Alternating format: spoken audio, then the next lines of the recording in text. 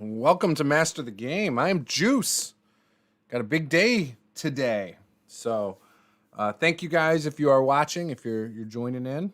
We appreciate you.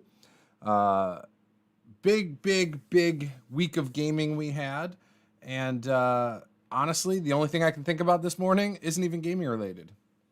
It's football related. My Detroit Lions made a huge trade, so I'm stoked.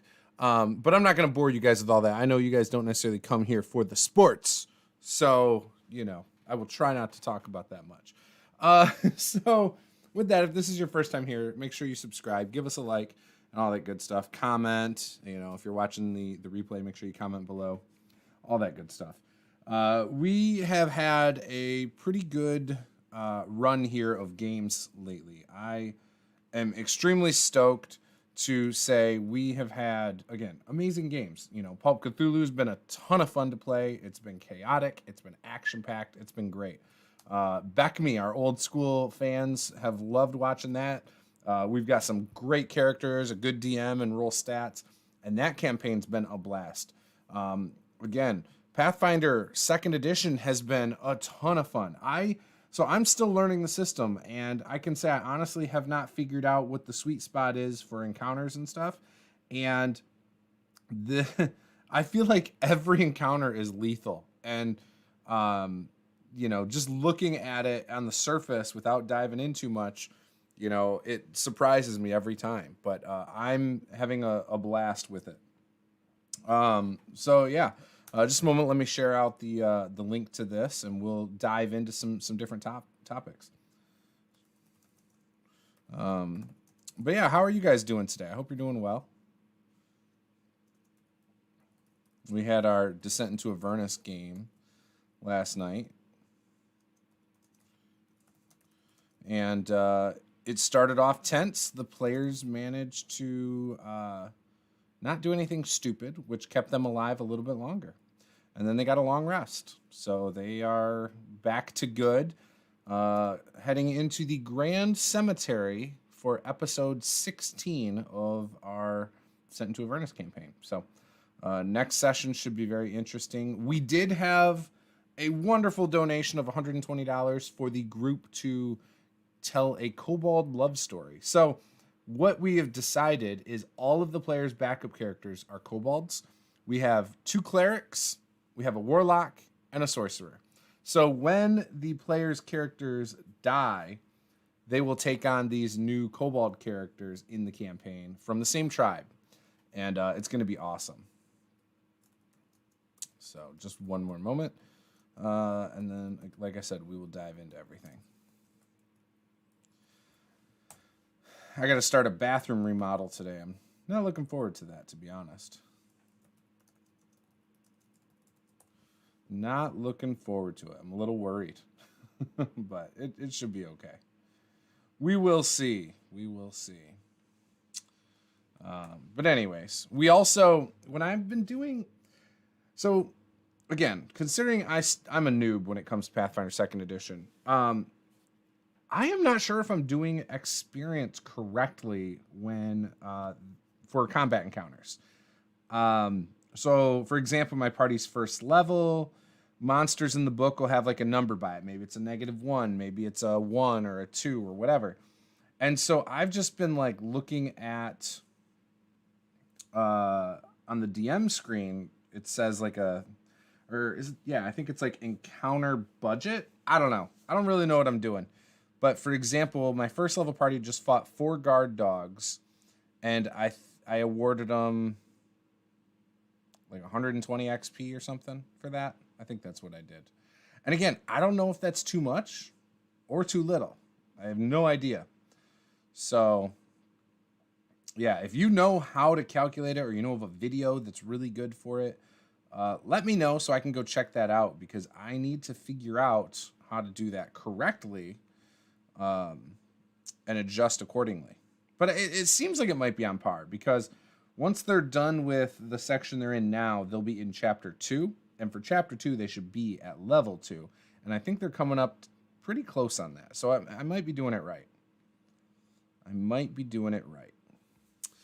Michael says the Royal Rumble today. Yes. So I'm a big wrestling fan. Unfortunately, I don't have the WWE Network. I canceled that a couple years ago due to their Jeddah deal, the crown jewel, and when they stopped doing the Evolution pay-per-view, because I was actually excited about that after the first one.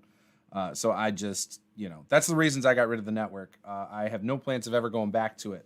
But yeah, Royal Rumble today, big deal. It's my favorite pay-per-view in wrestling, favorite match. It's always been interesting ever since I was a little kid. Josh, good morning, buddy. It's 8 a.m. Wow. I'm sorry, man. Yeah, dude, the Cobalt Party is going to be great. So the players are so excited. Afterwards, we were talking about it.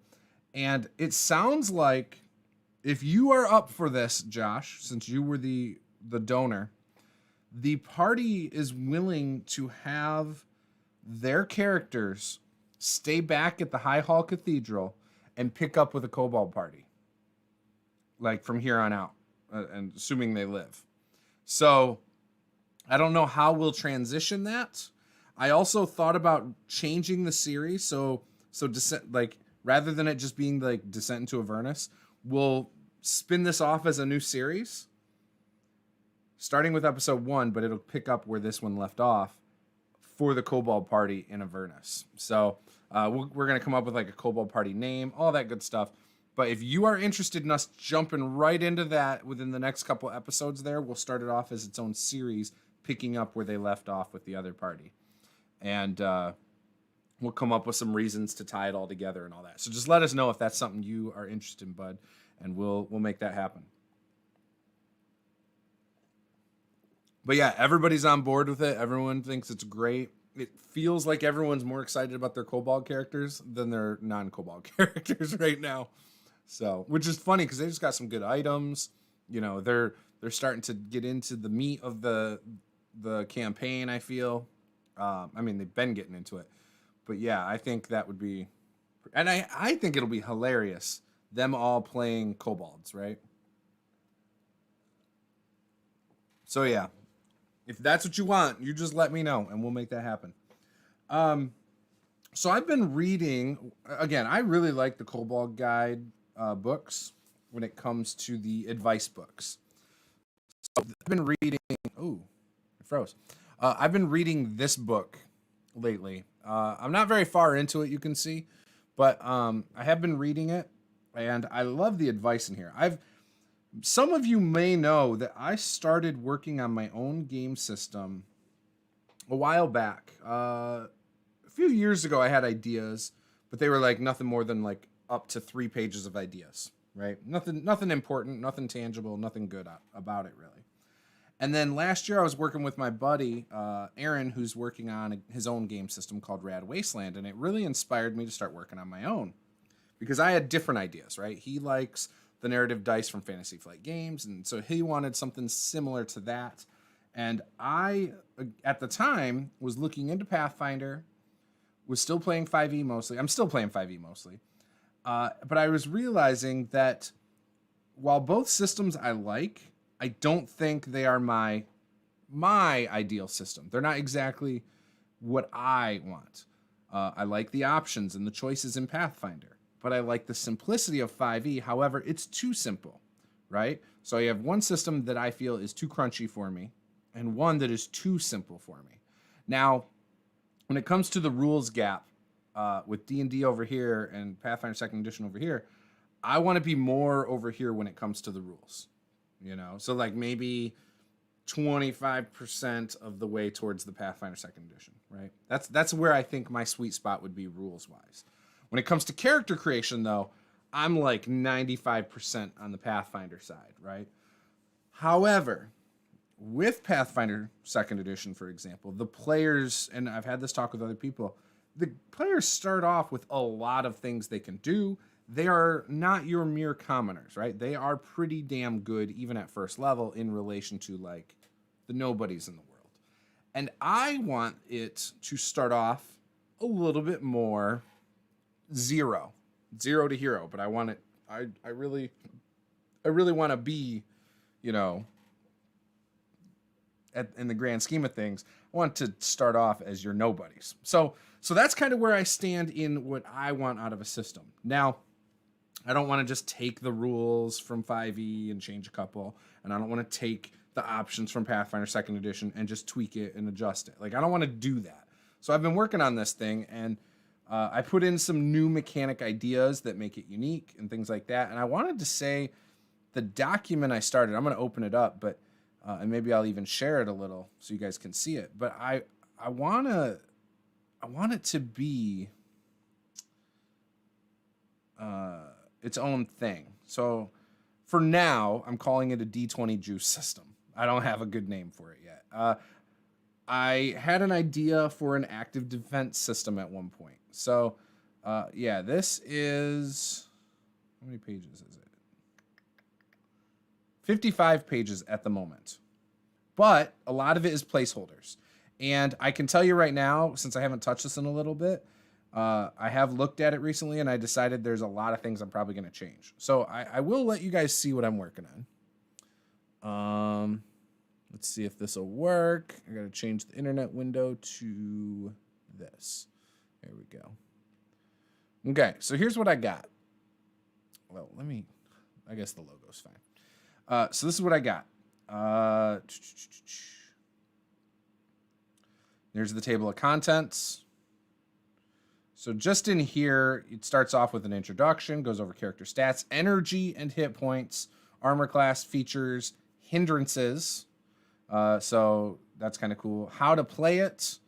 Character creation. So choose your race, choose your class, choose your background, personality traits. So the race is either going to be like lineages or ancestries or heritage or something along those lines. Okay. I might just make race a fluff choice and not really add a mechanical thing on it, but we'll have options for things you can choose that would kind of imply a racial choice. So, for example, you might be able to breathe fire. I don't know. Say that would be like a Dragonborn kind of character. I don't know. I haven't decided, but I do think no matter what, it's not going to be like 5e where you choose something and you get like 5 things. It'll be more like you choose something and you may get one choice of a few sub options. So you choose dwarf. That might mean that you are great with an axe. It might mean you're strong, or you might have a good constitution, or you might be in tune with the stone, or you might have a blacksmithing skill. So those are like 5 options, and you could pick one. You know what I mean? The other thing is I'm not going to worry too much about balance. I know that is a scary idea for some of you who love balance in your RPGs. That will not be the overall design mechanic of this.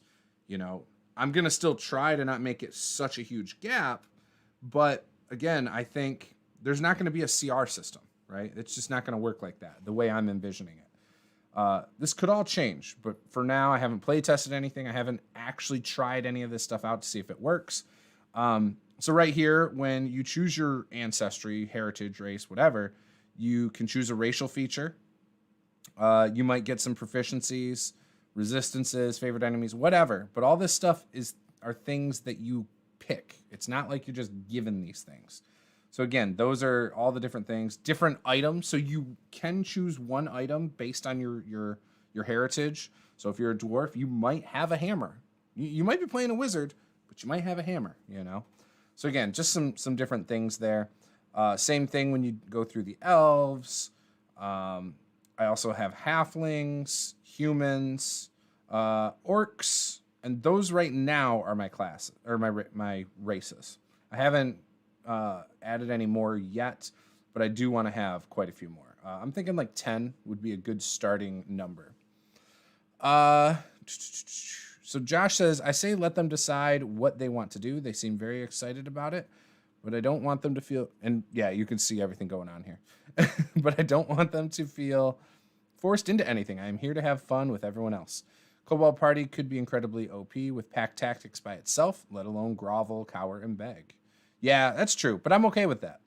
The GM also took into consideration the length of the episodes, between 3 to 6 hours, so he added XP as needed for bigger battles.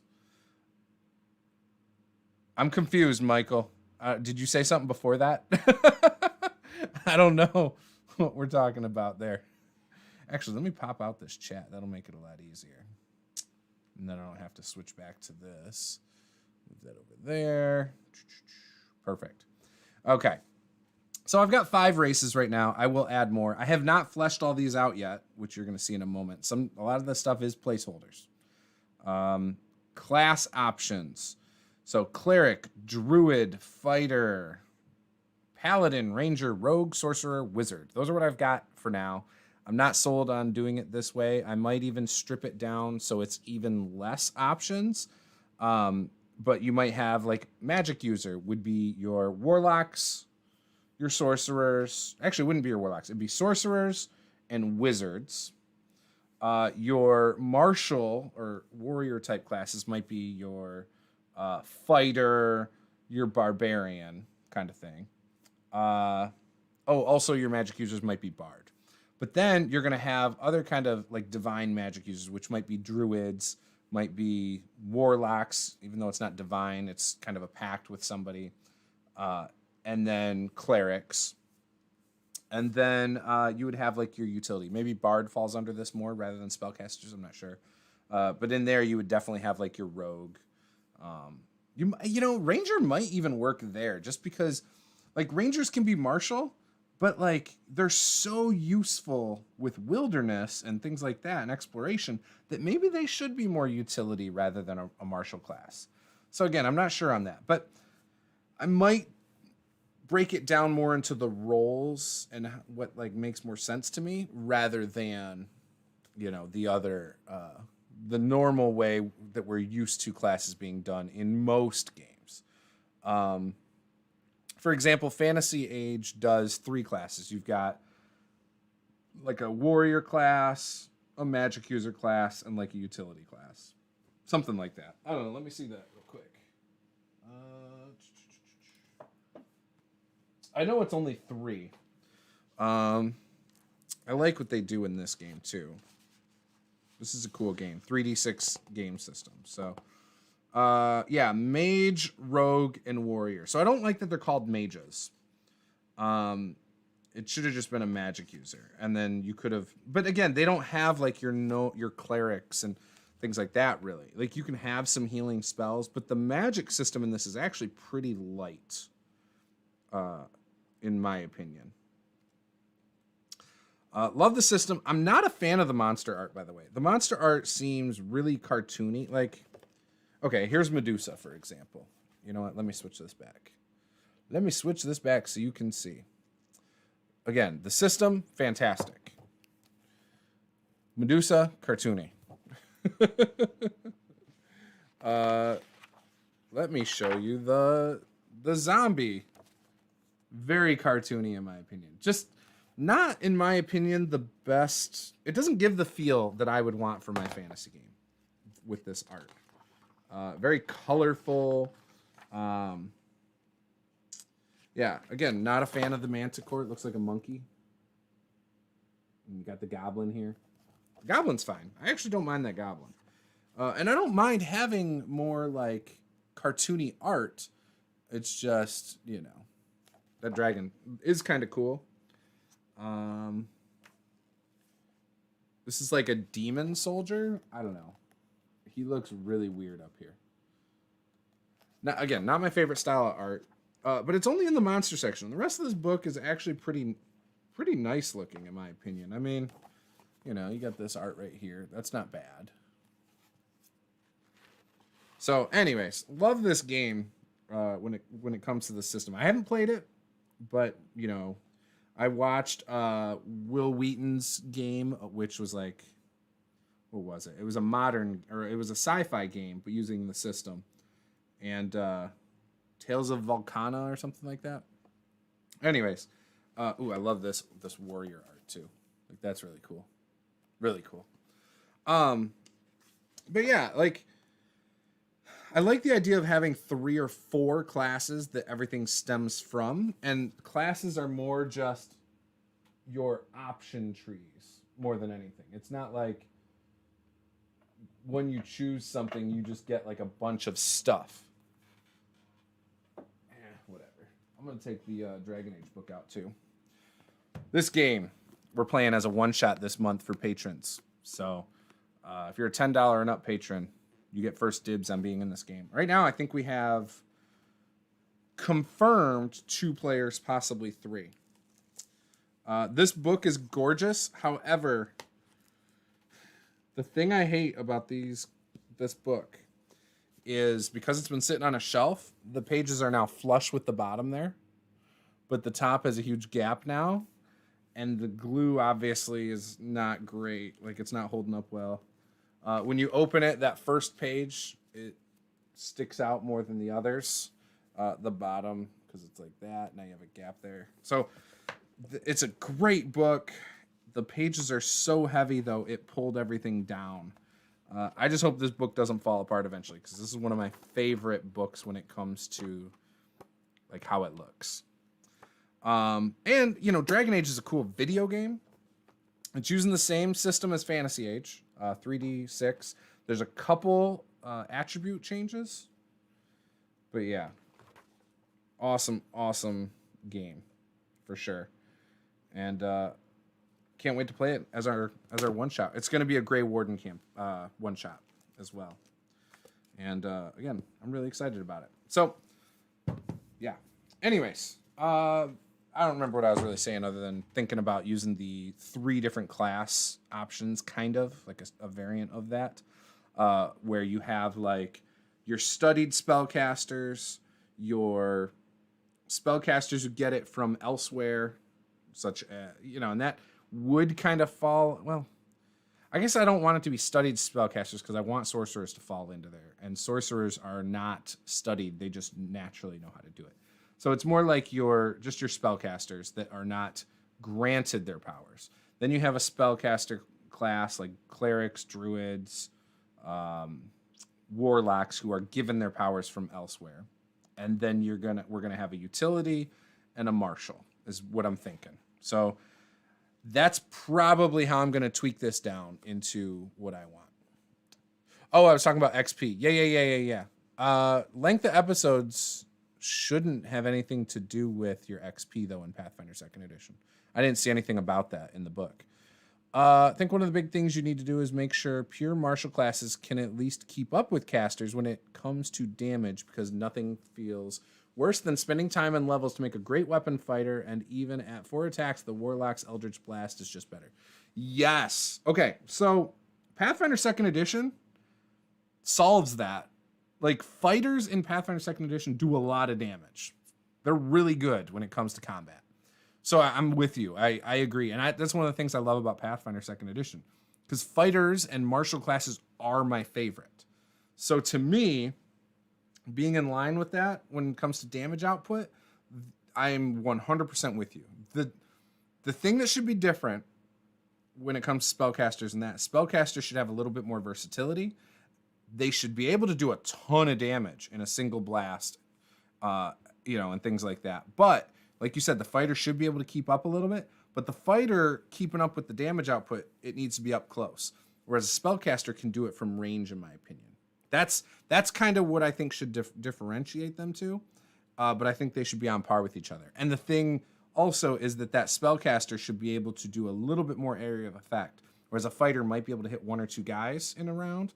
That spellcaster should be able to hit, an area, like with a fireball, for example, or whatever.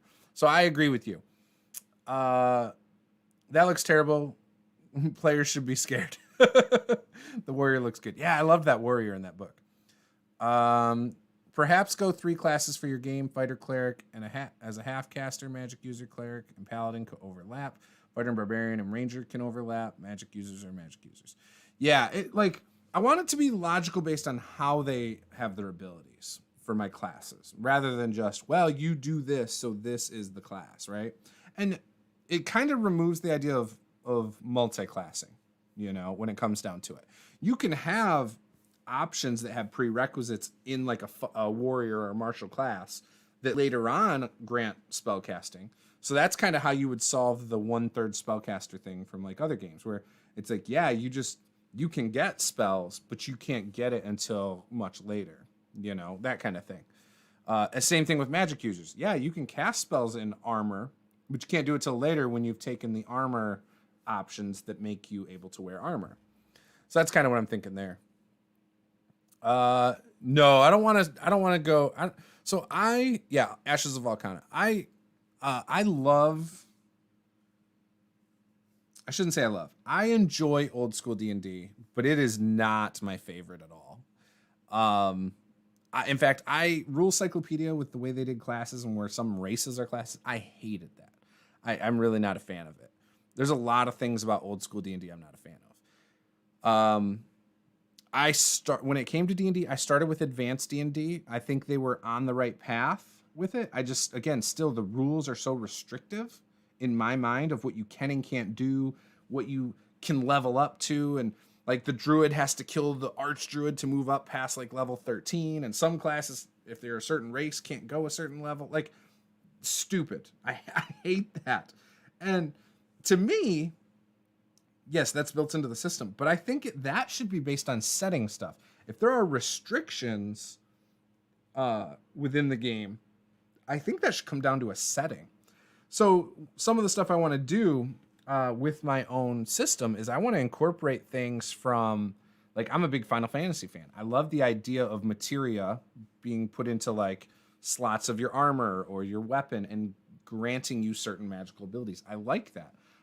Final Fantasy, I think it was 15, where you had like the tombs that had the different like special weapons. Like, I loved that. So being able to work something like that into there somehow, being able to summon large creatures or gods to come and fight on your behalf is kind of cool to me. But that should be restricted. But I love that. There's a lot of things I like about different things out there. Dragon Age, I like the fact that magic can be dangerous.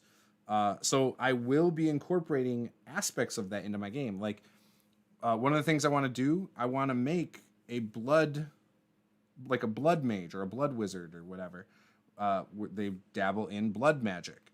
And, not all magic can open you up to evil, but I want that to be a more powerful magic. But there's a negative. The negative is you can become corrupted and lose yourself because of this. So again, I want to add some of these things into it that I think are going to be, in my mind, would make it more fun. Like, so it's kind of like your wild magic sorcerer. You have a chance when you cast certain spells to cast a spell you didn't want to cast and some random effects. Well, as a blood mage, you can cast these spells using your blood to enhance it, but you may lose yourself. You may now go into a rage and attack even your friendlies. Like, you might have to cast your highest level damage spell on your next closest ally or next closest character, no matter what side they're on. Like, stuff like that I think would be kind of cool.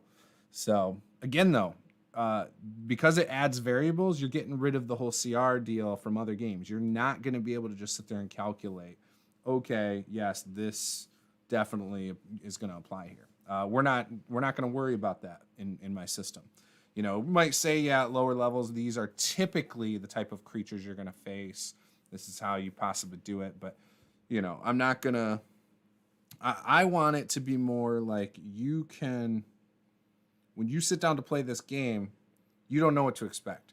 You can't expect it to be, oh, yeah, well, we're this level, so I know that we're going to only be fighting these kinds of monsters. I don't want that. Instead of a spell slot system, you have a mana pool system, and maybe instead of spell levels, you can spend more mana. That is something I talked about. So I'm going to show you something here in my little document. So again, we got through the classes, the backgrounds. I'm going to add more. I like backgrounds. I don't know how I'm going to incorporate them exactly. Right now, they're kind of by professions.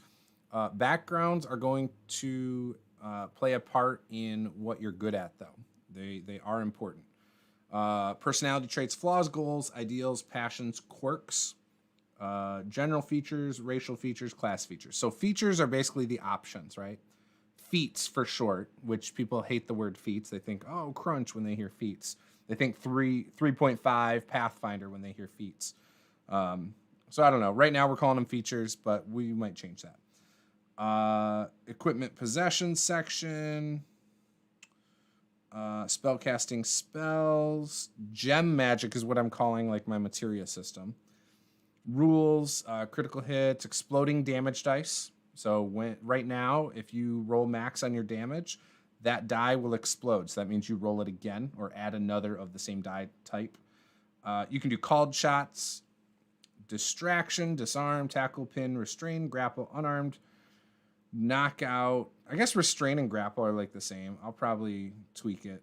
Again, I don't want it to be a complex system. So some of these things may be combined later. Spell casting, armor and spell casting, skills based on attributes, travel. So that's the other thing. So 5e to me does not do a good job with exploration. To me, that is a pillar that is completely overlooked when they say, oh, we have 3 pillars. We have social, combat, and exploration. I don't think the system is built well for exploration. And you have classes and backgrounds that just hand wave anything you need for survival. Like being able to forage for a group of up to like 5 or 6 people without, having to worry about any negatives to that, to me, ruins a whole third of the game that you could be enjoying.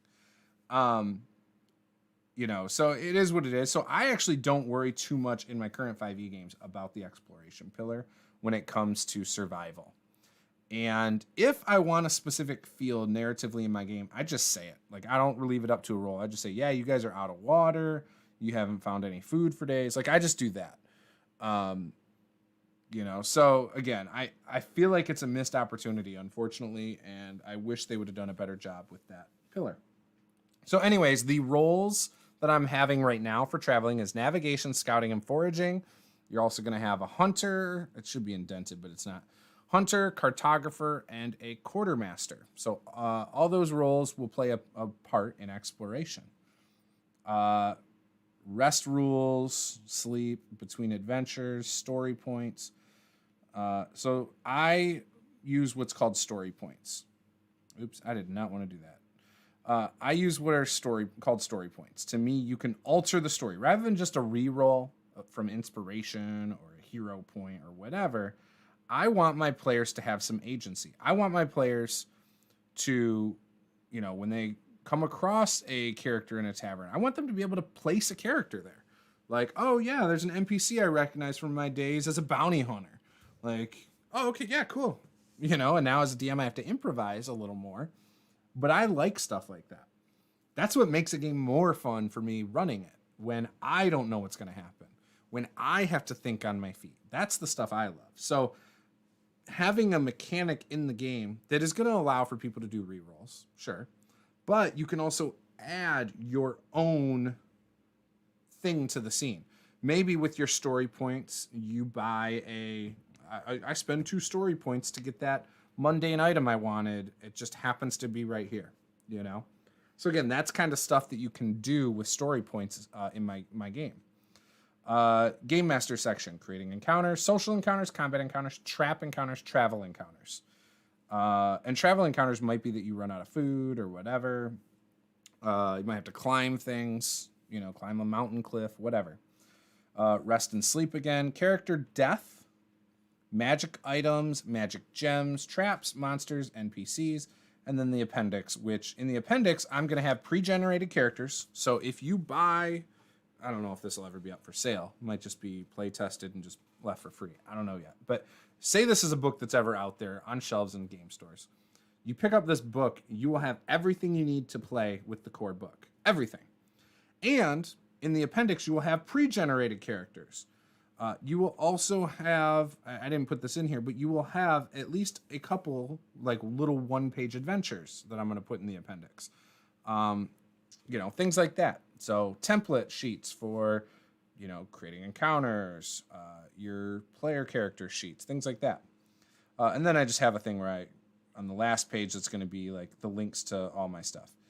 Credits to anyone who play tests it, all that I will make available at some point. Right now, it's not available. So, let me read some stuff. I demand a farmer background. I will put that in there for sure. It actually makes perfect sense. I know about the exploration problem, sad ranger noises. The Outlander feature. Yes, that one. Annoying as hell. Will gear have to be maintained? So I haven't put a lot of thought into that yet, but probably. There's a good chance it will have to be maintained. There's a good chance your armor will wear out over time. I'm not sure how I'm going to do that yet. I feel like even right now with how I have it, I have different mechanics in here that they don't cancel each other out, but they don't work with each other yet. Like they just don't blend well. And so I might just have to take certain things out. So like my energy and hit points, as someone who came up on a game that had multiple levels of damage in Palladium, you had MDC, SDC, and then hit points. Energy and hit points kind of work like that, but they also work in a different way. So energy is literally, like if you get hit, it's going to come off your energy first. But you can spend your energy similar to your mana idea earlier that you mentioned. Let's see if I can find where I talk about it real quick. It should be... where would it be? Here it is. Energy is a resource that gets worn down every time you are hit. You can also spend energy to do some abilities. Eventually, when all energy is depleted, damage will apply to your hit points. You can't dip into your hit points to do abilities that require energy, though. If you reach 0 energy, you fall unconscious from exhaustion and or pain. Rest and sleep are both ways to regain energy. You also gain energy in a few other ways. So you might have some kind of a potion that you can drink that's going to grant you energy, things like that. If you reach 0 energy, you fall unconscious from exhaustion and pain.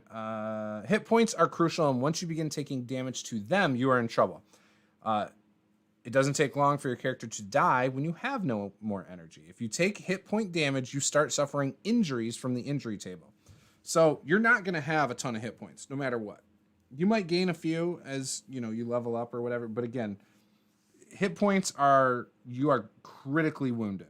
So when your energy is depleted to 0, and again, this is more of a tactic thing. You're going to have to decide, do I want to blow 10 points of energy to do this spell or this ability when it comes to like a combination of attacks with my sword? Do I want to spend this larger amount of energy to do that?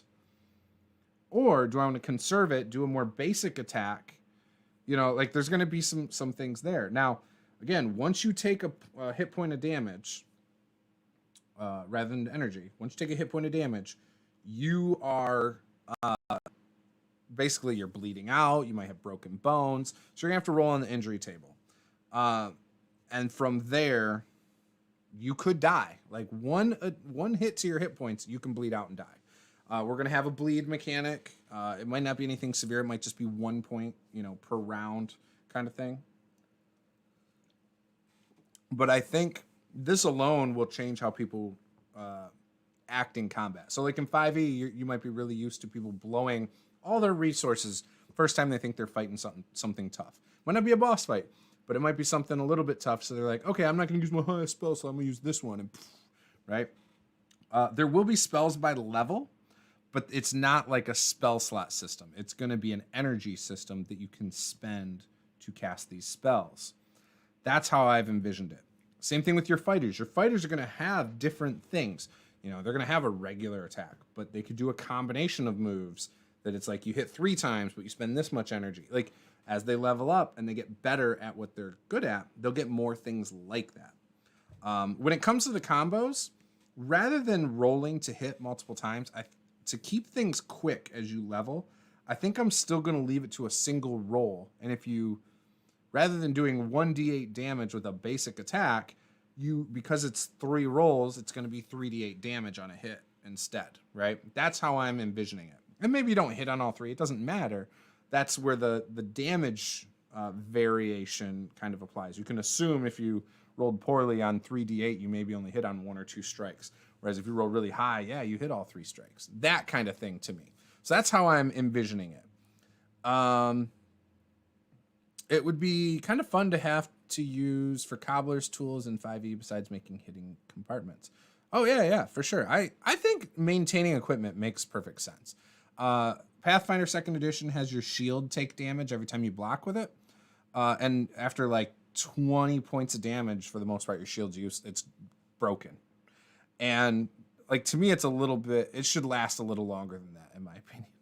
Armor should be similar, though, in my mind, but they didn't go that far with armor. Perhaps when you take damage, clothing and gear can also be torn or destroyed depending on what is hit. Yeah, I'm cool with that. I think that makes sense.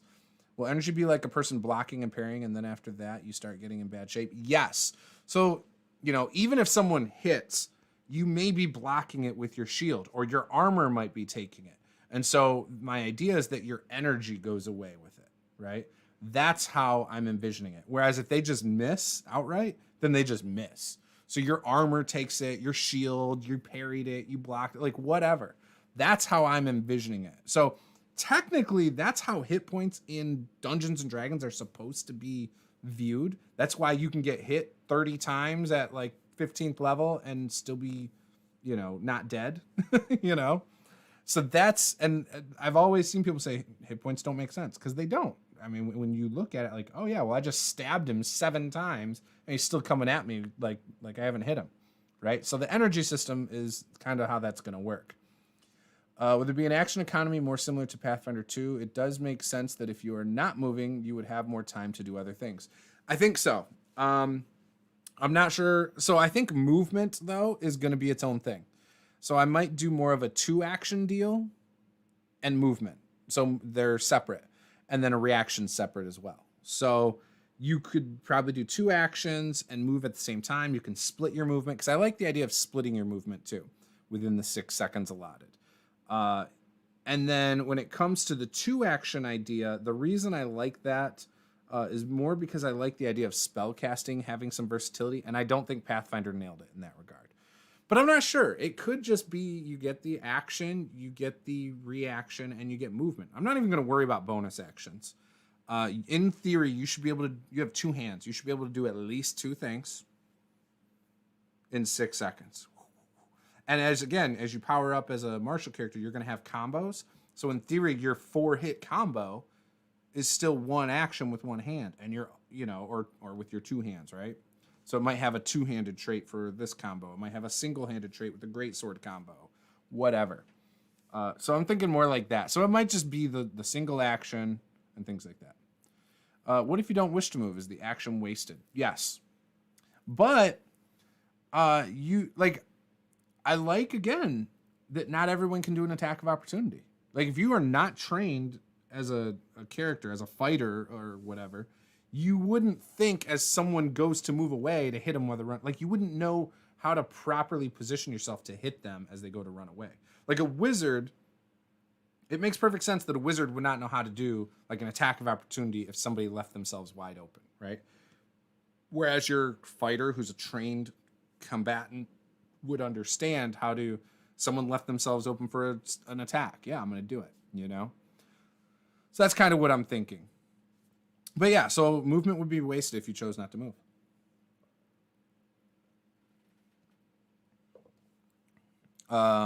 However, movement could apply to certain types of attacks. So maybe you have like a shoulder tackle attack and it does like 1d10 damage and moves someone like 10 feet.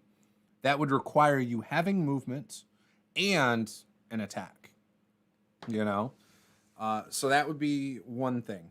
I haven't worked out all of the different options and combos and things like that you can get as you get better. But yeah. So again, I think I'm going to leave the reaction thing up. Like as you level up, you might get more than 1 reaction in a round. Yeah, it kind of would be like a charger. So I want to be able to build multiple types of characters. Types of, like, this guy might specialize in more grappling and hand-to-hand stuff. And this other guy might be more at like a charge ahead, rush and tackle people and just throws his body at people, things like that. So I like the idea of being able to say, oh, okay, I have this concept for this guy who fights like this. The other thing that I've been thinking about for about 4 years is I don't like how weapon damage, it varies based on the size of the weapon and not how good someone is with a weapon. When you think about it, like knives are extremely lethal in real life. Like a knife can actually be more lethal than a sword, depending on who's using it and stuff. So, and if you have like a dagger, you can stab someone like so many times. So I wanted weapons to have different feels as well. And the way I'm going to work that in there too is with trained abilities and stuff. So right now I have a hard cap of 30 on your rolls. Like it shouldn't be possible to roll higher than 30 with bonuses on a D20 roll, no matter what. And armor classes should never exceed 30, and any of that. It's 30 is the max right now. Let's see, where was it? Is it weapon? Maybe it's here. No. I love how the shield is implemented in Pathfinder. I really do.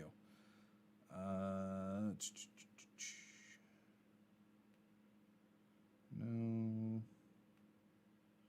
Trinkets, that's not it. Backgrounds, personalities, general features, maybe. So I started listing them by name, not what they do. So you're not going to roll stats at the start of a game. You're going to choose these things. So if you are told to do a basic, just a roll, like roll your strength check. If you do not have a feature associated with strength, it's just a straight 20 roll. If, say, you're a dwarf and you took natural strength, that's a +1. You can bump that up with other features that are going to be added, and you can get a maximum, I believe, of a +3 is what I decided. An item can give you another +3, so that's a total of +6. And you might... I'm trying to think. There was something else. So a magic item, your feature... I think that's it. So technically your skills at best would be a +6. I guess a tool might help you. So like using a crowbar or something might add to that as well. Or a battering ram or something might add to like a strength check. So you could still get up to that 30 possibly. So that's how like the natural things work, natural beauty, natural speed. And again, we're going to have a more stripped down skill system. It's not, I think we might just tie them to attributes rather than saying, oh, you've got 20 skills. You can still get specifics though. Like, oh, you are good at picking locks. This thing now is what's used. You're never going to use dexterity for picking locks. Picking locks is a very specialized thing. Certain tasks will require you be good at it. But we're not going to have a list of skills on a character sheet. It's going to be a blank section. You can write the couple things you're good at in there. So here it is, class features. So weapon feats, dual wielding, able to attack with each weapon in your hand on each attack action. And that kind of leaves it open for the whole Pathfinder idea. But a dagger, for example, at first tier, you can concealment of daggers. So you get a +1 to hide it. You're going to get a +1 to hit with the dagger and a +1 to damage.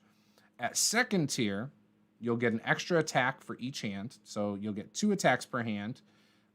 You're a +2 to hit, +2 to damage with them. So if you think about it, if each hand is an attack, that's 1, 2, 3, 4, right? And you're already getting the pluses to hit, pluses to damage. They don't do as much on a single hit. But I think this will make it so people might think I want to make a dagger build or, something else. And then third tier is the same thing. That's the max tier where you're +3, +3. And now you get 3 attacks per hand. I don't think, though, when you do the 3 attacks, that I'm going to make you have to roll to hit each time. I think it's going to be more of a roll once, and the amount of damage dice for all 3 hits is how we're going to do that. So that's what I'm thinking. Because again, I want it to be quick. To me, combat in action movies is quick, fast paced. And people who like that stuff, when they go to sit at a table, if it takes 20 minutes for the person before you in combat to resolve their turn, it's not fast and quick. So everything you like about watching an action movie does not translate well to the table. So To me, again, you got to have it quick. So the way to make it quick is it's 1 hit still, but the damage dice are now 3. And remember, if you roll max damage, you roll that D6 again, or the D4, or whatever it is, again, and add on top of that. I haven't written in like what a single-handed sword or a two-handed sword would do. However, I've got ideas. Some of the ideas would be like to disarm, to break. Like if you're using a maul, you can break someone's armor, their shield, their weapon, things like that. So that's kind of what I'm thinking though for the weapons features that you can choose as you level. Same thing with armor. So again, you start off really weak. So at first level, as a fighter, you might have a tier 1 weapon proficiency or a tier 1 heavy armor proficiency. You don't have to do all light, then medium, and then heavy. I think I'm gonna make those just 3 different things that you can pick. If you know that you're gonna make a dex type of character after a few levels with some of the features, you might just want to stick with light armor. If you know you're not gonna worry too much about that, you might want to start going towards heavier armor. So yeah, there's some things there, and it's all going to come down to how you envision your character a few levels down the road. I'm thinking of capping at 10th level, no higher than 10 levels, which means you might get, a total of 15 to 20 total choices to build your character out when it comes to features. Spellcasters will have more choices because of spells. You're going to get to choose from racial features, class features, and background features. So that's the idea. And not every time you level, you're not going to get to choose from all 3. You might get to choose a class feature and a racial feature this level. Next one, you might choose a background and that.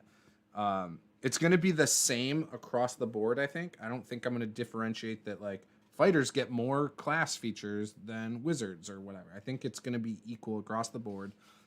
Basic at first level, you choose from this, this, and this, which at first level, you choose everything. At second level, you choose just a class feature. At third level, you choose I don't know. Haven't quite decided. Again, it's still all up in the air, but all these different things. So channel the elements, combat caster, command undead. You're gonna have divine stuff, hard to kill, initiative drop. Initiative drop is kind of like a bonus to your initiative. Silent spellcast, I think, is a cool one. Turn undead, willpower. Anyways, all sorts of stuff there. Started listing out equipment again. I haven't put stuff in writing. I've got ideas though. So for example, right here, I do reference materia in Final Fantasy as kind of the gem magic. It's not going to work the same. You're not going to be able to like have magic that allows you to pair things up and stuff like I'm not thinking like that, but I just want stones to be able to grant like everybody a little bit of magic kind of thing. Optional rule level 0. So if you wanted to play even harder than what I'm anticipating, you could take your racial and your class, or not your class, you don't have a class yet, but you take your racial and your background and just the stuff from that, and you'd half your hit points. And that would be your level 0 character. And you'd have like your item, a couple things. You'll get some basic equipment. So that would be kind of fun.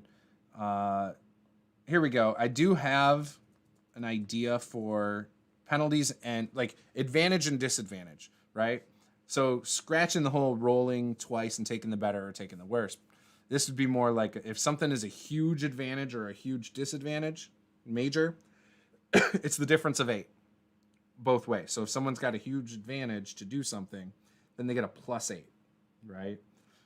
If they are at a huge disadvantage, you're hanging onto a cliff with one hand and you're trying to hit something up on the ledge, you're at a -8 to hit it. Like it's gonna be really hard to hit it. And in the grand scheme of differences of 1 to 30, I mean, that's a huge number. Moderate is a 4, and then minor is half of that. So 2, 4, and 8 are kind of the differences I'm thinking for difficulties based on advantage, disadvantage type of mechanics. And I like the variability here. I want a bigger gap between successes and failures as well. What's up, Brett? Good to see you, buddy. What game are you about to run? Savage Worlds? Most armored knights wound up in grappling matches, and the dagger was the killer. Yeah, exactly. So daggers, again, I think are super, super effective weapons, and it's unfortunate that I don't think they get the love they deserve in games. That makes sense right now. It is a bloated mess. Yep. Maybe keep energy and HP pretty low. That's the idea. I don't think HP will ever hit above 20. Oh, Prowlers and Paragons. Nice. What kind of system is that? Is that like is that a dice pool game? Is it a D6 game? I feel like I've heard of it. I think you were talking about it at GrandCon like a year and a half ago. If I remember right. Or somebody was.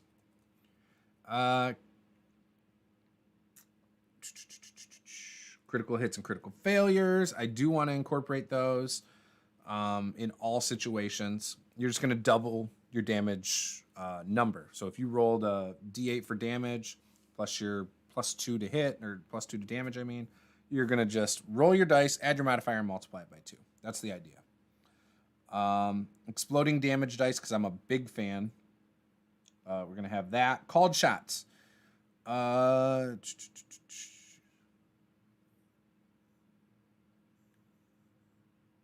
I think I decided it was going to just be the disadvantage, the -2, -4, -8 kind of deal.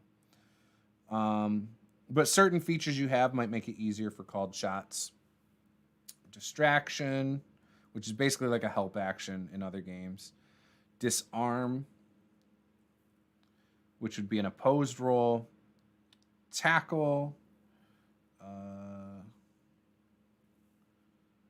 So doing this maneuver gives up your defense on a failure, leaving you with just your armor AC. So like you wouldn't, whatever your armor AC is, that's what your armor class would be in that situation. However, you would not have like a dex bonus, and you wouldn't have the standard amount that you normally would get as if you're on your feet. So it would be a much lesser AC if you missed a tackle. So there's the pluses and negatives to it. And again, I'm going to probably combine some of these things. So it's like the same kind of roll.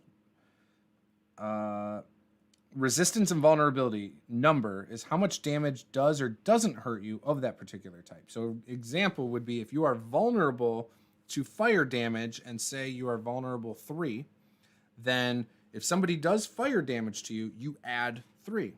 If you are resistant to it, say it's 3 and they roll like 8, then you only take 5 fire damage. And this is more important for monsters because like a dragon might be fire resistant 15, you know, so you can still hurt them with fire spells, but you have to roll more than 15 damage to do so. I really, really like that. Brave New World setting, D6 handfuls of dice. Okay, so it's D6 dice pools kind of thing. Oh, okay. Yeah. This table's great, by the way. I love this table. We're thinking of adding a top to it, like I know it's heavy already, but we're thinking about adding a like acrylic top with my logo on it, or in it. If we do, it'll be this summer when we do it. But yeah, and we might redo the legs underneath because the legs are kind of, you know, flimsy in here a little bit. So we might add something a little bit more sturdy and a little bit more out on the corners for it. But this table's been great, man. I really appreciate it. Still to this day, you were awesome giving us this. This was your old wargaming table, wasn't it? Spell casting. So I want you to be able to cast spells in armor if you are trained in armor, is what it comes down to. If not, you're going to have penalties to your rolls. So at light armor, accuracy is not compromised in light armor. Any trained spellcaster can cast spells without penalty in light armor. Medium armor. Medium armors cause some spellcasters to have a little bit harder time casting spells accurately. Ranged spells are -1 to hit for these spellcasters unless an ability or feature states otherwise. I'm actually going to change that to 2, so it's the disadvantage deal there. And then same thing with the heavy armor. We're going to make that the -4. So just change that on the spot. But it's only for accuracy. So it's not going to impact your other spells. So it's basically ranged spell attacks or touch spell attacks kind of thing. Skills. When selecting skills, and again, this kind of goes against what I said earlier, but skills are kind of an afterthought right now. But skills are sort of like the weapons as of this moment written here. You're going to have different tiers. So this says tier 2, 3, 4, 5, and 6 at different levels. So the reason skills can go up to 6 is because you might have natural strength, and that might go up to a tier 3 strength. With the 6, you're talking about 9. That's 29 of the 30 roll, right? So that's not too bad. So yeah, that's the idea. Right now, I put in like acrobatics, animal handling, appraise, arcana, magic runes, athletics, bluff, climb, craft, which is a specific deal, culture, deception, diplomacy. Like there's a lot in here right now. Again, I think I might just get rid of all of those, and it'll be more specific at the time and not mentioned really in the core book kind of deal. Skills would be more like how proficiencies are with like weapons or instruments or vehicles in 5e. You know, it's an afterthought. It's not really there unless something specifically wants you to have it, like brewing, you know. So that's the idea there. And then down here I was kind of organizing them based on what they would actually fall under. Travel roles, navigation. So I wrote up a little section about navigation. Cartographer, all that. Game masters, creating encounters. So again, a lot of the stuff, placeholders.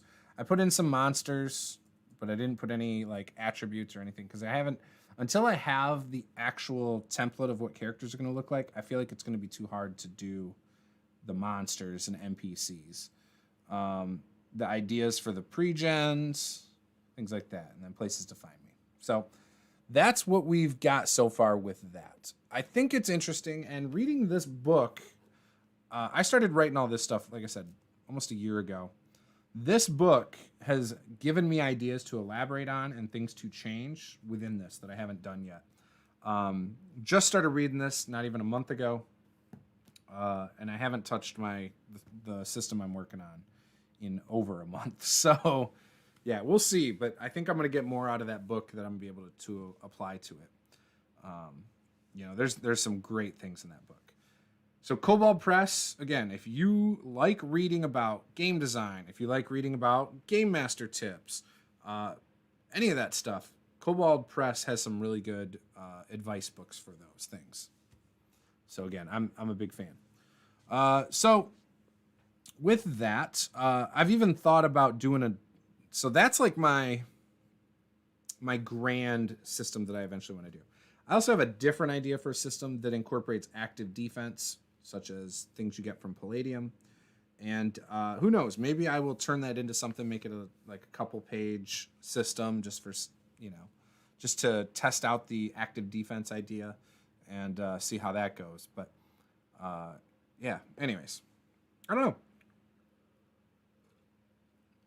There's a lot of good stuff in this. What do you mean, in the book, or you mean the stuff I have ideas for? I'm great at coming up with ideas. Execution's a little more difficult. Like, I can give people great Dungeon Master advice. I don't always take the great Dungeon Master advice for myself. So that's just kind of how it is. But it's okay. I also, again, I like, as someone who likes the Final Fantasy series, I've only played a handful of the games, but I've always enjoyed them. I love a lot of the concepts in it. The gun blades from Final Fantasy VIII, and they've used them in later games too, I believe. I love the idea of having that as a weapon and its own style. And so I started really thinking about it when the Pathfinder playtest came out for the Gunslinger, and it incorporates like anime stuff and like using guns and a weapon, like a sword or a knife or whatever. But they don't mention any features or feats about gun blades, and in fact don't have the weapon in that book or that playtest. I know that they had gun blades in first edition, but again, there was nothing that really was a choice around that I can remember. And so I feel like it almost in Pathfinder terms should be its own class. Like you have a gunslinger, but maybe you add an option that is revolved around the gun blades under the gunslinger, or you just make a class dedicated to the whole gun blade that all the features are based on it. I don't know. I think that'd be cool. But anyway, so I also want to incorporate gun blades into my rule system as well. And my rule system is more a toolbox. It's not restricted to a single setting, so I'm not going to mention like deities in it or anything like that. But my homebrew world that I've been working on for years, that again is this binder over here of notes from all my games over the years. This will eventually be a setting book. And in this setting book, I have eras, and there was an era called the Technology Age, before magic and stuff.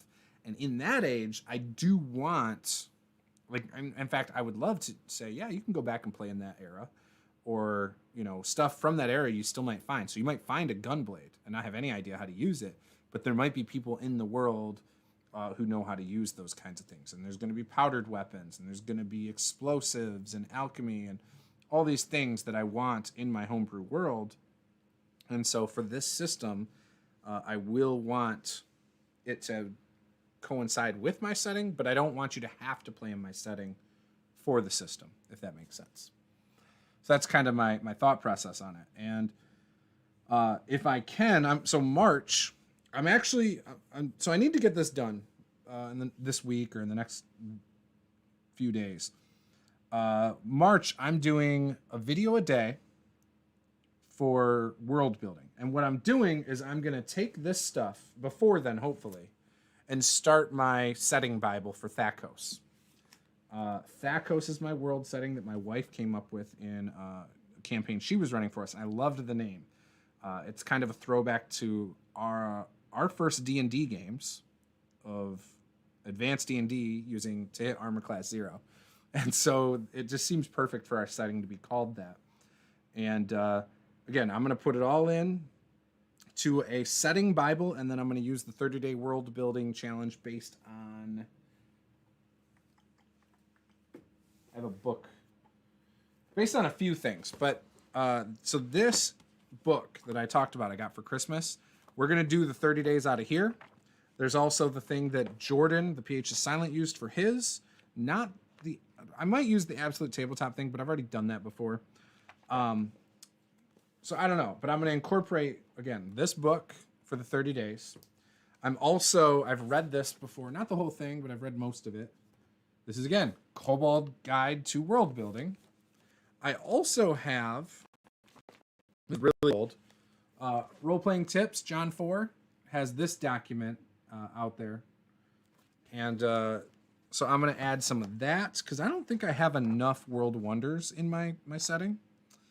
So that's really good. I also have a PDF for world building by Sean Patrick Fannin, who created the Shinetar setting, which Brett up above there, who's Captain Smitty on Discord, he introduced me to that setting. It's a Savage Worlds game. And again, I think between those things, I should be able to come up with some good stuff in March. Now, I have another idea for later on this year to do another 30-day world building where I do, 30 more days focusing on polishing up my world. This year, that is my number one thing I want to get done. I want to have my world ready for me to possibly make a book. And I want to at least have a complete rough draft with all the sections and everything. And I've got a document for that as well that I haven't started writing in it very much. Like some of this stuff I wrote a long time ago in this binder. So, for example, I've got... and I've shared it with my patrons. I've got a document about my Anvil Ringers. That's my number one faction in my world. But I've got a lot of other factions I haven't written out yet. I've got things written out that are going to be easy, just transferred over to the book pretty much. I've got campaign notes still that I can incorporate. And back in the day, I did start typing up some stuff. So I have a Word documents for different areas where I've written things up. So, for example, here's the introduction. Like, so I've already made some ground on some of this stuff, you know. So I don't know. We'll see. But again, I think this year I should have a rough draft ready for all of this. And then I will be ready to get it done. And for me, it's always just been a goal of mine to be able to say, look, you're playing in my homebrew world. I want to send you the book. Here's a hardcover book. It's, you know, however many pages, 200-300 pages. And you don't have to read it. It's got simple things in there that if you want to look at, here's something I recommend for what you want to play. If you want to know what that kind of character would be like in the setting, you know, based on their race or whatever, here you go. So, it's the How to Create World Wonders. There's a website that I highly recommend. This has been going on. I had him on here. We interviewed John for. He's been doing it for like 20 years, like since you had dial-up internet. And so he's had his blog since then. He does a newsletter. So I get stuff every week from his newsletter, and they're great tips. He'll have like 3 or 4 tips, like just paragraphs of how to do certain things. Great things that I've learned a lot from. I've been subscribed to it for 8 years. I don't read every single one. In fact, I read very few of them, but occasionally I'll click on it and I love it. He occasionally will make a little PDF. It's usually free. I think later on he charges for it, but he'll send it in these emails like, yeah, if you want to download the 3,562 roadside encounters PDF, you can. And I'm not kidding. He has a thing like that. I have it here somewhere. So again, I have an old adventure creation binder. I love these things. But a lot of the tips I've gotten over the years are from him.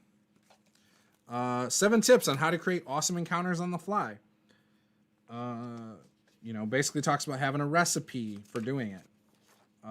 Avoid the perfect monster. Step 1, draw a map. Step 2, create a threat. What's at risk? Step 3, add more zombies. Step 4, begin with the reward. Step 5, create an entrance. Step 6, think about exits. And step 7, create your recipe. Create a cheat sheet for rewards. Create a table of interesting threats. Create a list for add more zombies, twists, secret surprises. Think like zombies doesn't mean actually throw more zombies, right? But anyways, he offers tons of great tips. Trying to see if I can find other stuff that I've got. Okay, here it is. Oh, sorry. It's 1,372 roadside encounter ideas. Number 2, a lush garden beckons with ripe vegetables. That's the prompt. You can do what you want with that. Number 3, a demon marches atop a sand dune only a half dozen paces from you. Let's skip to one later on. 224, army ants cover the road for the next 40 feet. Just ants cover the road. A crazy man points at a PC's equipment and lists its magical properties. And he's right. An elf hunter proposes a contest of skill. 100 gold to the first to bag 3 of the birds attracted to this pond. Just good stuff. So I'm all about it. Another one that I printed out was Wilderness Encounter Ideas by him. And that's a thick, look at this. I'm holding it. That's many pages. Many, many pages. I had copied and pasted that into Notepad, so I don't actually have a page count, unfortunately. But these are more like paragraphs. So, the Blood Demon. The group comes across sacred lands and have a choice to go through, which is faster or go around, delaying them for a few days. Should they choose to intrude, a powerful forest lord, angered by the group's presence, summons a Blood Demon. I'm not going to continue reading it, but it's a long deal there. So that's Wilderness Encounter Ideas. So again, go sign up for the newsletter. Roleplayingtips.com is what it's called. Yeah, roleplayingtips.com by John Ford. JOHNN 4 FOUR. And then roleplayingtips as one word.com. sign up for the newsletter. All of the old ones are on his website too. So if you ever want to go back, that was the very first place that I ever saw anything about doing like a GM binder or an adventure creation binder or whatever. And I actually printed that article, and it tells you different ways to make them. Like, what are they for? You need to figure out your why for your GM binder. So I have multiples. So he says you have an in-game reference, out-of-game reference, campaign reference, or idea generator, right? Those are his 4 big ones. Then determine the best binder style. On the game table, at a side table, in your hand or lap, pure reference, or make notes in it too. I don't use them in or at my table. For me, I use them for prep. So I have an adventure creation binder that when I'm prepping homebrew stuff, I go to it. And it's been great. Now, where is it? I don't even know where it's at anymore. I haven't used it lately. Most of my games are campaigns right now, so I haven't used it in a while. This isn't it, though. This is it. This 100% is my adventure creation binder. So yeah, this is it. And I have it separated by people, places, and things. Places would be like random encounters. I might have like hooks. I might have I have a lot of stuff from the Pathfinder Game Mastery Guide. I've been meaning to redo this. And in fact, I've been meaning to redo it with all original stuff that I've made. So who knows? Maybe I'll do that and make that a PDF one day. I don't know. We'll see. But yeah, again, go check that out. You'll love it. I was holding it, and of course I couldn't find my adventure creation binder. What the hell? I'm just gonna put it here. Good stuff. I think we need a game where you use this book. Oh, with the random encounters and stuff? I would totally do it.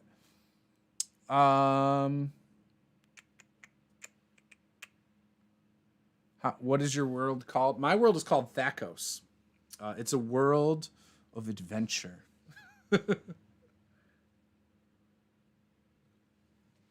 I actually have like a tagline and stuff that I wrote down not long ago. Because for the longest time, I was running blind. I just knew roughly what I wanted the world to be like. Let me see if I can find the actual tagline.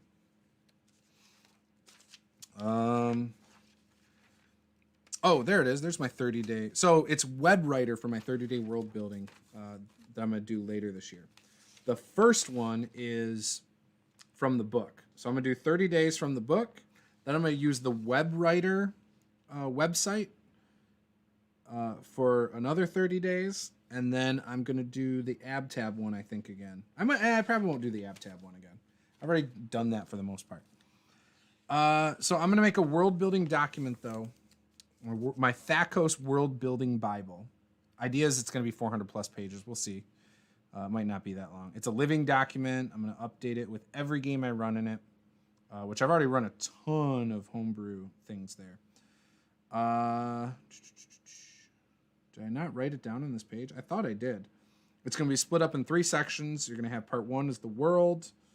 Part 2 is the cast and zoology. And part 3 is the appendices. Apparently I did not write my tagline here anywhere. I thought I did. I had one. I was thinking of it, and I just never wrote it down, apparently. I swear I thought I did. I guess not. I don't know. Anyway, it's going to be a high adventure. It's an ancient world where old histories are forgotten. Ancient histories are forgotten. And so there's a lot of very old ruins that people will have no idea what they are.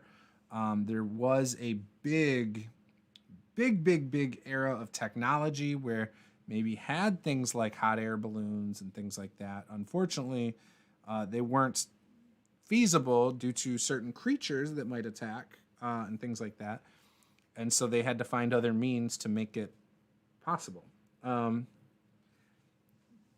Yeah, so anyways, that's where the gun blades were. That's where powdered weapons. But again, when magic started coming about, it was more reliable. And that's, why things shifted. So Tuesday, I also want to mention, I will be on the Table Talk Discussions and Discourse channel again at 9 p.m. Eastern, We will be talking about some different YouTube videos, things like that. They do reactions to YouTubers and stuff. It's pretty entertaining. They did a video on my stuff recently, and it was great. I loved it. I was highly entertained as they were talking about my video. Where is it? I must not have it. I swear I thought I wrote it. Maybe I wrote it in my book. I've got so many different places where I write notes depending on if I'm in the house or out here. Not here. Did I write it on the next page? Nope. Nope. I must not have wrote it down. Oh well. Form fillable world building prompts. One shots. A couple websites I apparently need to check out.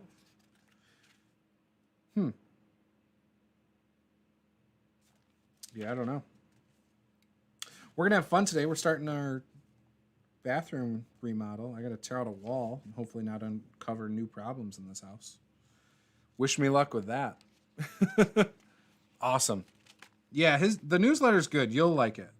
Sometimes it inspires videos for me to do as well. Yeah, I don't know. I don't have my tagline. I apparently never wrote it down. I swear I thought I did. Oh well. Or maybe I did. Maybe I typed it. Let me see. Because I know I started a document. Thakos setting book. Yes. Okay, let's see. Oh, okay. It's not really a tagline. Thakos is a massive ancient world full of lost history for adventurers to explore. That's the whole premise. So if I ever question, what's going into my world, does it kind of fall under this? Is it something really ancient and lost history, or is it just something the adventurers can explore? I want it to be rich with unknown lore. Does that make sense? So the stories should sometimes tie into that. And actually, Galarian does this with Rise of the Rune Lords, but they don't do it with everything, right? I'm sure as I do more, I will come up with a better tagline that implies less about the old history of it. But they've seen multiple eras of gods. So the old gods were basically just evil. Just didn't care about their inhabitants. You had people that were basically enslaved to do things for them. Then there was a war that didn't go well. The old gods, old gods prevailed. But then one day, the new gods just showed up and kind of took over. So, anyways. Sunday morning live at 6:25 p.m. Where do you stay at, Vincent? Good morning, Akisha. Good to see you. Germany. Oh, so I'm in Michigan. So I'm a big pro football fan, and my team just traded our star quarterback for a adequate quarterback and multiple picks. So I'm super stoked about that. But yeah, so I'm here in Michigan. Nice. Well, it's good to have you guys. Really good to have you guys. So I'm going to show you guys what I've started putting together for my document. Here it is. This is my world building document I started putting together. Ages of Thakos. You have before the gods. Then you have the old gods era, where kings, chieftains, and dictators battled for supremacy. Violence ruled the lands, and it was a very unpleasant time for most in the world.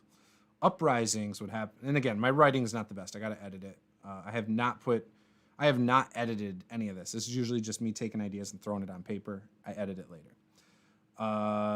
Anyway, so old gods would be worshipped. Mortals feared the dragons among other creatures, yada, yada, yada. Then there's the birth of the new gods. Then you had the rise of technology. With the infighting of the gods, and them not really helping their believers, when there was the rise of tech, the gods were weakened.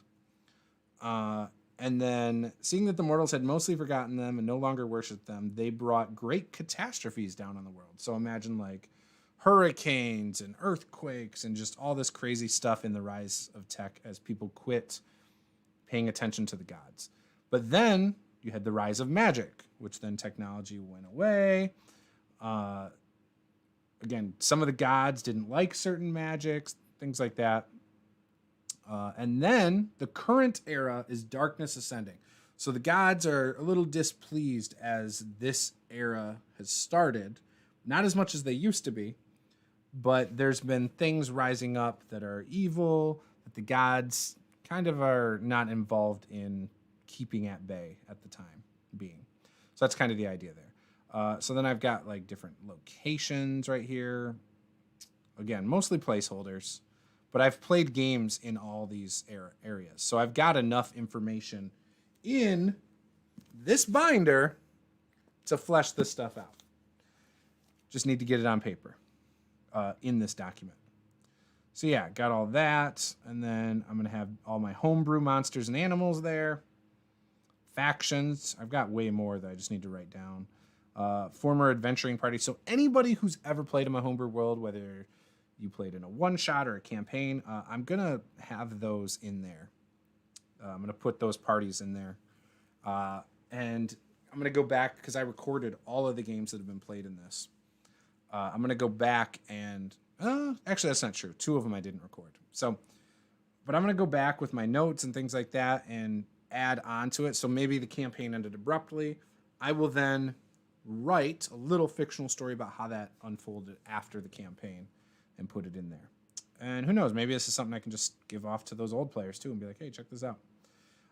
So I'm going to have some homebrew like systems built into it. That's why it says tools for running games and Thacos. There might be random tables, like random encounter tables based on region or whatever. Different things like that. Appendix C will have different mechanics for setting specific stuff. Now, if you're playing D&D 5e, you should be able to use these. If you're playing Pathfinder 2nd Edition, if you're playing Fantasy Age, whatever game you're playing, I, in theory, would like these rules to jive with those. So they will all be optional.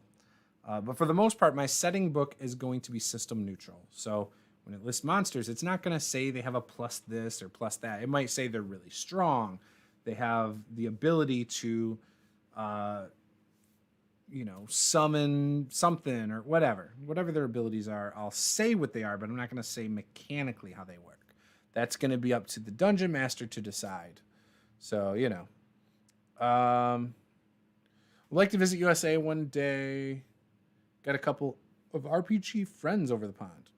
Oh, dude, you should come for Gen Con. That's a great place to meet up with some of them.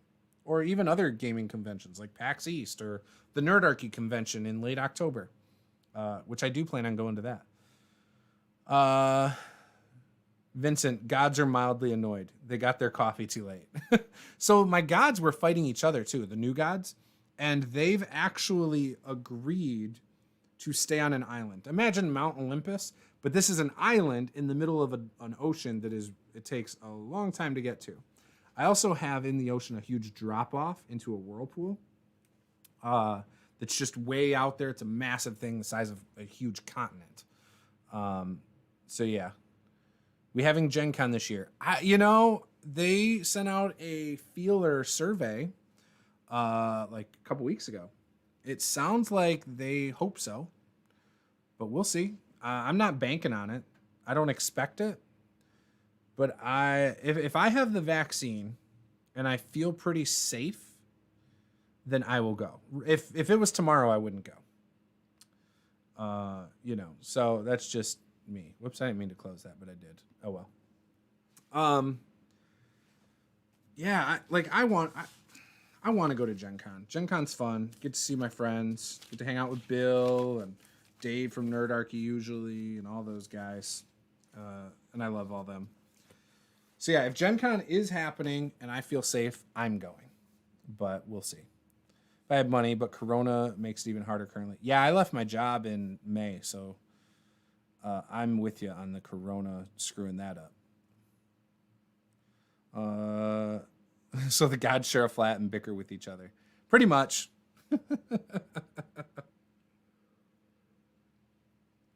The funny thing is I don't even know if the gods are actually gods or if they're just really powerful creature, like a really powerful race. I haven't decided yet if they're actually gods. Magic in my setting is... So religion in my setting, I view kind of like real world religion. Like there's no 100% guarantee that any of it's real. Even if there's like coincidences. And even in my setting where there's kind of evidence, you're talking about a world where people can cast fireballs and do some crazy shit with magic. So the gods can do crazy shit too, but maybe they're just another race. So when it comes to magic though, if you believe strongly that you are a devout follower of a certain god, you might just naturally be able to cast spells because you believe so much in your abilities as a worshiper. So is it really divine magic? It might be, but it's not because it's actually given to you. It's just you believe so much that it's possible. So that's kind of how I'm viewing it.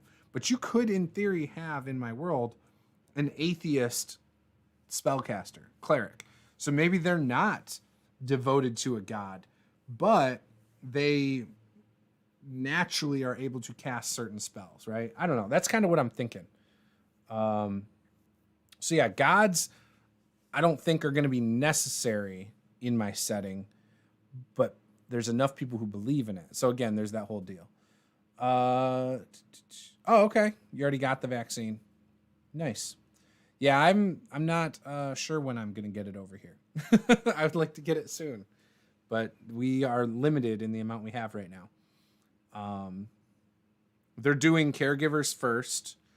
I believe they're trying to prioritize by age here, but I'm not fully sure. If it has stats, you can kill it. That's true. Oh,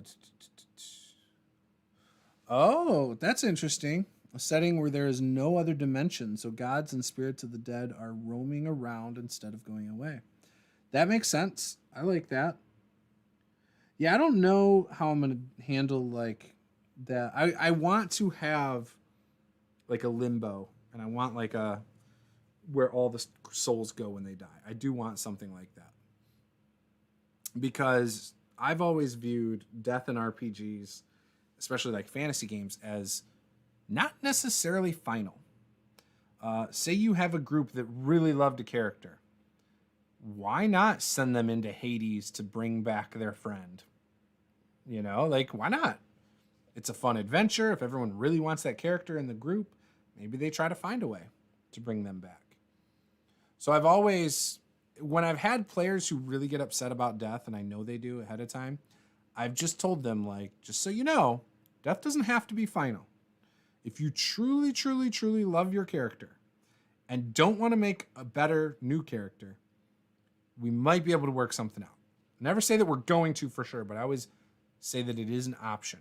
To me, and again, it goes towards telling them that, look, you know, I'm not going to hold punches. Your character's going to die. It's going to die. But this is more about the story. Like, let's try to let it tell a good story.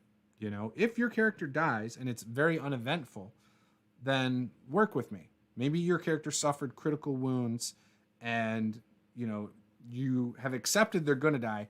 Let's give them a cool death then, you know. Or if it's not eventful and we can't work on something there, and again, this is after I've rolled to kill your character. If we've already rolled and the dice have fallen how they did and you're basically dead, if I know the player, and I would try to make it so we end a session there, you know, I might talk to that player out of game and be like, look, I know you loved that character. I know that you're upset your character died. Got a couple options for you. And I don't do this very often. In fact, I've never done this, ever. But I've always been willing to. And I've thought about this a lot, you know, because I've played with a lot of people. When Paula first started playing with me, she used to be like this. She used to get upset when her character died, like really upset. In fact, she was still upset in Descent into Avernus when her first character died. But yeah, so I've always had this idea in the back of my head. How would I handle it? And I've got another player that's played in a few games of mine. And it's like, yeah, let's come up with a cool way to bring them back. You know, let's have the whole party go into hell and fight for your soul. You can control the person that was the tour guide into hell. Like, or a demon hunter or something, and we're just sending you into this place. So yeah. Or play the character's kid or family out of revenge. I love those stories. Yeah, why not? Killing character finally is just boring. Keeping them alive is just infinitely more interesting. But I won't pull punches. I'm not that person. Last week, Rift's game killed my wife's character first combat. It was great. But I go with the math rocks. I do too. But again, it doesn't have to be final. So far in every game I've ever had death, it's been final, but it doesn't have to be. It lends itself to good storytelling. If, the party's like, no, she shouldn't have died. It's like, well, luckily for you, there is one way you might be able to bring them back, but it's a long shot and you guys might die in the process.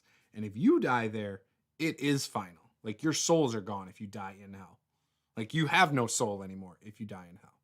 So you got to make sure that the other players know the risk in doing it as well.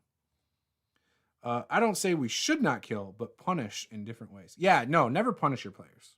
I'm not for punishing.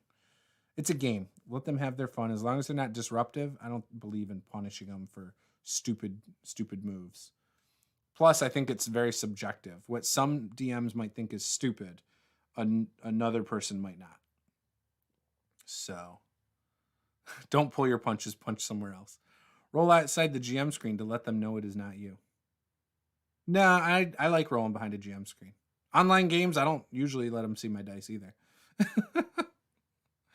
But I roll in an exceptional amount of crits. That's something that I don't know. I mean, it happens. It's always happened. Even when I have rolled in front of people. I have this little dice tower. It's a 3D printed dice tower. I got it on Amazon. And I have rolled it so the players can see. But I don't care. Like, to me, I'm not hiding dice rolls, but I like a DM screen. So, too bad. Gotcha. So I like rolling dice. I don't want to play a game where I don't get to roll dice. But Numenera is a good game. I've played it once as a player. I enjoyed it. I'd play it again. Cipher system is interesting to me. It's very interesting to me. Oh, so today I'm doing a video. I'm going to edit a video that I recorded the other day. That one, I think it was about doing, as a GM, is it your job to tailor all your encounters in your campaign around the composition of the party? So, for example, if you have 4 wizards in your party, should you tailor the game around arcana checks and combats that lend themselves more towards wizards being able to handle them rather than, say, needing a fighter? Or vice versa. If you've got all fighters in your party, should you tailor the game around that? Remove a lot of the arcana stuff. Again, should you tailor it around the composition of your party? So I have a video that I recorded. I'm going to be editing that today. Should be up later. Common things to think about is, if you don't have healing in your party, should you give your party healing spell or healing scrolls and potions? Or if you don't have a rogue in the party, should you not hide things behind locked doors or locked chests? Should you make it easier to break the door down than you normally would? Things like that as a DM. And those are things that I just had a strong opinion on, so I did a video on it. I created a whole game in Cipher system where you build a spaceship like you build characters in Cipher. Oh, interesting. Josh says, I don't distrust. I just like to let people know I am not fudging rolls. People have trust issues these days. I am actually someone who has a lot of trust issues. I grew up very poor. My parents were divorced, and my dad always had good intentions, but he would break promises. I wouldn't even say they were promises, but like, it'd be something simple like, oh yeah, in the next couple of weeks we should go do something, like go to a movie, and then we'd never go to a movie for like 2 years. Just stuff like that, or whatever. So for me, I just grew up having trust issues. I also worked for my dad when he owned a pizza store, and he used to cash my paychecks, but I wouldn't get all my money. I would get like $100, but I knew my paycheck was like 140. So my dad used to steal from me too. Like just weird stuff. So anyway, so I grew up with trust issues. I still have some to this day because of it. I call it atrocitas. Basically like atrocities, it sounds like. It's very complex. Currently, I'm GMing a campaign in it. I think you should take it into account for sure. Some things just get much harder or easier when certain roles are around. So making a magic-based dungeon without a wizard would make it much, much harder. It would make it harder. But that's not... What happened... So say you prep it, right? You know this is what's happening. This is my campaign. All based on that initial party composition. But 2 characters die. They now make different characters. It throws off everything you've prepped. Should you now have to change it again? Should you adjust on the fly to accommodate your players? To me, just my opinion, you're hand-holding for them. You're making it easier for them. You're pulling punches. Like if I'm running a module, which most of my campaigns are, those don't take into account party composition at all. If there's a locked door, there's a locked door. You got to find a way through that door, whether it's finding the key, breaking it down, tricking somebody into opening it, hiring a retainer, someone from the city who can get through the door. There's ways to figure it out. I think as a DM, your job is more to create a obstacle and let the players figure it out. That's just my opinion. The world is not based on the party. Dungeons will be a dungeon based on the world, not the party in my mind. Yeah, Josh, I kind of am with you. I'm kind of with you, man. I can see both sides. I get it. Especially when you're talking about it being a game and wanting to just have fun. I'm not trying to necessarily make it harder on players, but I don't think I'm trying to make it easier either. I adjust my campaigns a lot and like to build them around the PCs. So I do like to build in story elements. So if they've talked about an NPC that's important to them and it's not a published module, I will work it in there. Like you've got a sister or a brother or whatever. I will work it into a homebrew thing. I won't work it into campaigns usually. Campaigns, modules, I just kind of run as they are. Not using pre-built adventures generally. I like making challenges for them too. Gotcha. Rogue with Arcana tagged. There you go. I just know what will be easy or hard for them. So I do too. I usually have a good understanding of the capabilities of my player characters, and I feel like I have a good read on my players usually. So last night I was surprised. I thought the party was going to get TPK'd. They have not shown the amount of restraint that they showed last night at all yet. Luke's character even mentioned pushing an Abishai when he had 5 hit points over a ledge. Abishai have wings. They can fly. So pushing over the ledge wouldn't have done anything. But yeah, 2 of the characters were down to like 5 hit points. Almost all their spell slots were spent. If they would have gotten into a fight with the 6 cultists and the Abishai, then I think they would have been dead. And I really thought that Luke as a player was going to charge in after it. He did not, though. They fought them later, and it wasn't that bad. But if they would have early on. The thing that's tough is Luke's character, Kaldrum, has an armor class of 25. He's got full plate.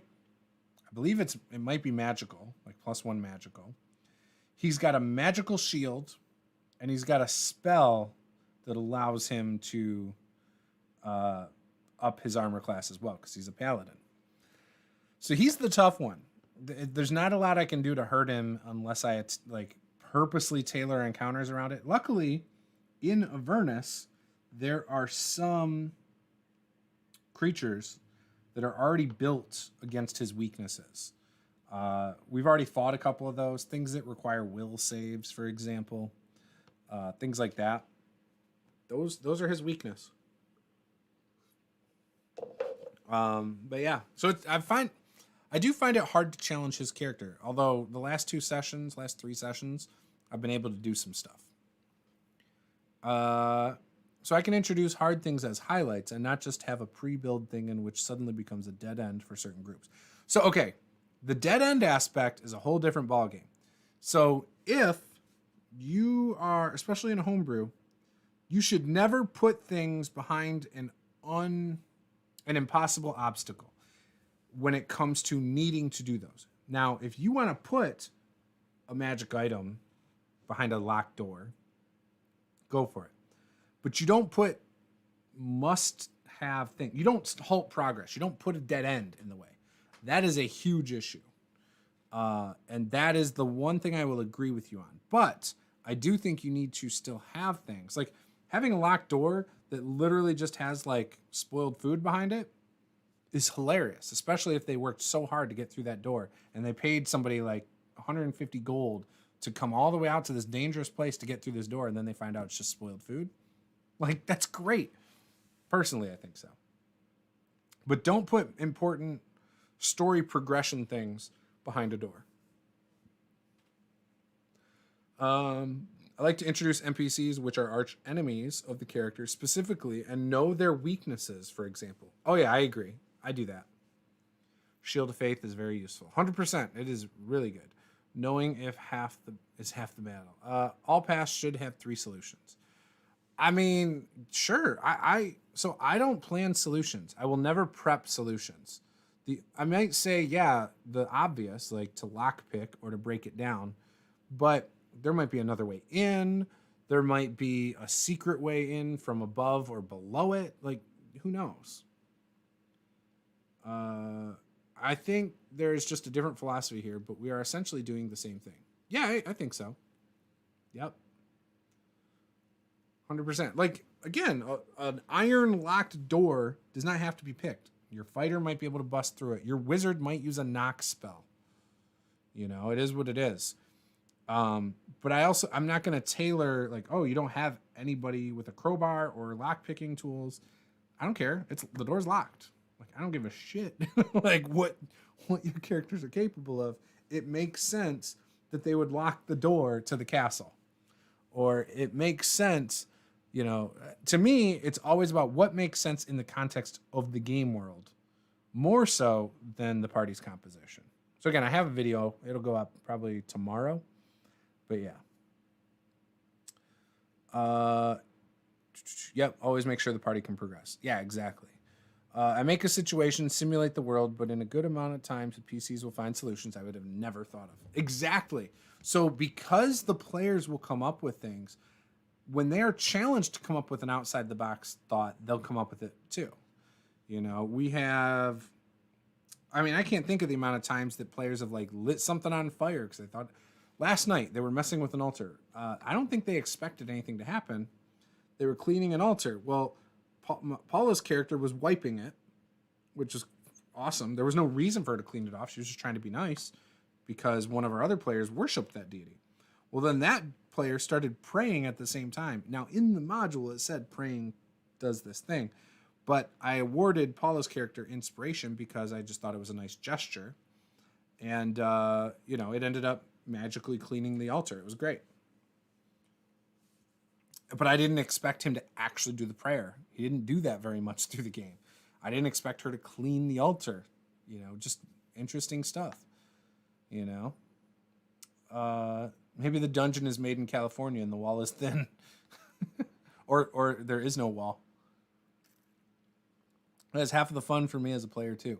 I hate nothing more than GMs who forbid me trying something that is not in the book. Oh, yeah, no, nobody should ever do that.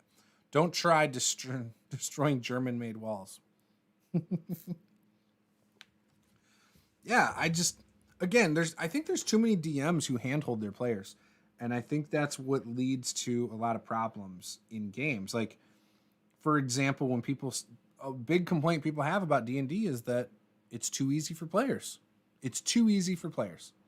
So why is it too easy for players? It's too easy because I think in your games, DMs are holding back. There's no reason it should be easy. Well, yeah, my character dropped to 0 hit points, but then I was able to get back up because of Healing Word. Okay, so the DM didn't attack you while you were down, is what you're saying. They pulled punches. Like, in one instance, it might make sense to not attack you when you're down. In other instances, if it's like a wolf or something and it knocks you down, it would probably try to drag you off as food rather than going and fighting other people. You know, why are the guys fighting to the death? I mean, wouldn't they retreat, regain their bearing, come back at you now knowing what your tactics are? Again, DMs pull punches all the time, and I think that's one of the issues we have. Earthquakes require they be thin so they don't crush us here. Oh, interesting. The wall is an illusion. Only the door is real. So that's something you could do too. In fact, Dragon Age Inquisition has a part in a map where there's a riddle off to the side and it says like, take the leap of faith or something. And like, so if you run off the cliff, there's a bridge that appears. Like you land on a bridge and it appears. And it's one of the coolest things. Like stuff like that, put that in a game. See if your characters jump off the cliff, you know, or see if they come up with some kind of weird solution, like throw a rock out and it starts bouncing on thin air, you know. Handling creative solutions is hard for beginner GMs. So today's video that I plan on recording goes right with what you said. It says, how important is experience of players and game masters? I'm going to give you a little peek behind the curtain. I don't think that experience has anything to do with it. I think there are people who are natural born problem solvers and quick thinkers and good at improv. It's something you can work on and something you can get better at with experience. But I've met plenty of newbie GMs or DMs who were fantastic. And I've played with people who've been GMing for 30, 40 years and they suck. So I don't think experience really matters that much when it comes down to it. I just think it comes down to how you run games in general, and are you somebody who can react to your players, and what kind of game are you trying? Like there's a lot of factors, but what kind of game are you trying to facilitate at your table? So I think it's all of those things. But yeah, I plan on recording that video today. It's actually on my to-do list. So yeah, but those who don't practice improvising. I've always been someone who's better at improvising, I feel. I'm not great at it, but I think I'm decent at it. I suck at prepping games. I suck at, I never feel prepared to run a game when it comes to a module or homebrew. In fact, homebrew, I feel like I struggle giving strong hooks to lead people to the next thing. So I've started changing how I think about prepping a little bit when it comes to that. Because I'll have multiple hooks out there. And I got all like my ideas for how I do that from The Lazy Dungeon Master by Sly Flourish. And so I've always had multiple hooks, but I never felt like they were really strong. I've played games where I've had passive players that they wouldn't go after anything. They'd just be like, oh, okay. And they just pretty much wait for me to railroad them. And I always blamed myself. Come to, in over years, I realized it was just those players and those groups. It was probably still in part my fault, and I should have adjusted sooner. But with experience, I learned how to tell the right kind of game for them, like how to GM it for them. But yeah, I think strong hooks are the big thing for me. But I think experience is a little bit overrated. Lloyd Collins, a few years back, used to... When he started, I think, GMing, he was this was 2015 or 16, I think. I could be wrong, but I'm pretty sure his very first games he ever ran were online, back in the one-shot group. And I remember him doing something crazy, like running a game a night for a month or something. But everybody who ever played with him, even his early sessions there, when I would talk to him in chats and stuff, they all said he was great. You guys might know him. He created the 5e supplement called Iskloft, I think, which is like a Viking setting. I think he's located in Ireland. But anyways, everyone I've ever talked to who's played in a game he ran thought he was great. He was a great role player as a player too. And he had very little experience. So again, I don't think it's always experience. Some players just want something to hit. Yeah, it's true. But I think some people just don't know how to take initiative in life in general. Like, think about it. all the places you've worked. I don't know how much working experience you guys have. I was a paper boy at 9 years old. I started working for my dad's pizza place when I was about 11. I did that till I was 16. I did drywall and painting in summers in high school. I went back to working in pizza, but not for my dad, just randomly for a few years. I worked in a electronic contract manufacturer for like a decade. Been mid-level management. Been in car sales, real estate. I've worked a lot. I'm only 36. I'm going to be 36 in 2 months. But I've worked a lot in my life. And I can tell you from all the people I worked with, the lessons I've learned is that, like for one, common sense isn't common, but some people don't take initiative. Other people do. Like I've had people who worked for me that were trained the exact same way, that when they didn't have work, they went and found work. And I've worked with people who didn't have work and they'd sit there and twiddle their thumbs. And, I've had other people that would just come up and ask me, hey, I'm done. What can I do? So people are just so different from person to person. And it's not always based on experience. It's just who they are. It's personality types. It's what they are into. Their mindset. Like there's so many variables. So again, experience is one thing, and it makes a difference, but I think it's a little bit overrated. And you'll see it in our hobby when you're talking to someone and they're like, well, I've been running D&D since 1995. Good for you. Why do you suck as a DM? Like, why are you still having these same problems then that you've had for 20 years? Like, I don't think it's because of their experience. I just think some people have good read on people. Some people don't. Some people are capable of improving or going with the flow a little better than others. Some people are super structured. Other people are more chaotic. I'm a more chaotic person. I like to take a lot of notes and jot things down and try to be organized and structured, but that's not natural for me. I'm better at, like, these chats in the morning, I don't prepare anything. Nothing. This is me flipping a camera on, saying, hey, and then the first thing that comes to mind I start talking about. And then I riffed off of the chat. And then, like, whatever's out on my table, I look at and I talk about it. That's it. I don't prep these things. And I've been going for 2 hours. And I could probably go for another 2 hours. But this isn't something, like my wife, I don't think she could come on and talk for 2 hours. She would have no idea what to say after 2 minutes. It's just not how she operates. She would have to prep it and write it all out because she's a more structured person, Lordy Sparker. By the way, I like that name. That's fun. Then, of course, some players want to look at flowers rather than follow the hooks. Pesky players. Yeah, or some want to just start a magic shop. They just want to sell stuff. Vincent says communication is key. Talking to your players and their goals is a good way to learn what they want to do in game. Yes. So it's just like relationships. NoNat did a video that I didn't like his take on it yesterday, but the ultimate point I agreed with, and it was communication. It was, there is no wrong way to play a game, even though he said you're playing your game wrong in the eyes of the opposite side.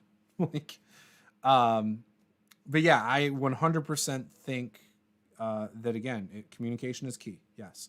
The problem, I've catered to what players said they wanted in a game, and they still just didn't take initiative and go after it. So even then, that was a passive player issue. I've always tried to talk up front, like, what do you want out of this game? What do you want for yourself as a player? What do you want for your character? Your next character, if you say you die and you make a new character, what do they want out of the game? Do you still have the same goals? Like, I've tried to do that, and it doesn't always work. It just depends on the players. Josh says, in the DMG, it talks about the types of players. Yeah, it's not very well done, though. Well, I feel attacked by the suck as a DM thing. Dude, I suck. So if you watch my BlackRock Adventurers game, I suck. I started that campaign off all wrong.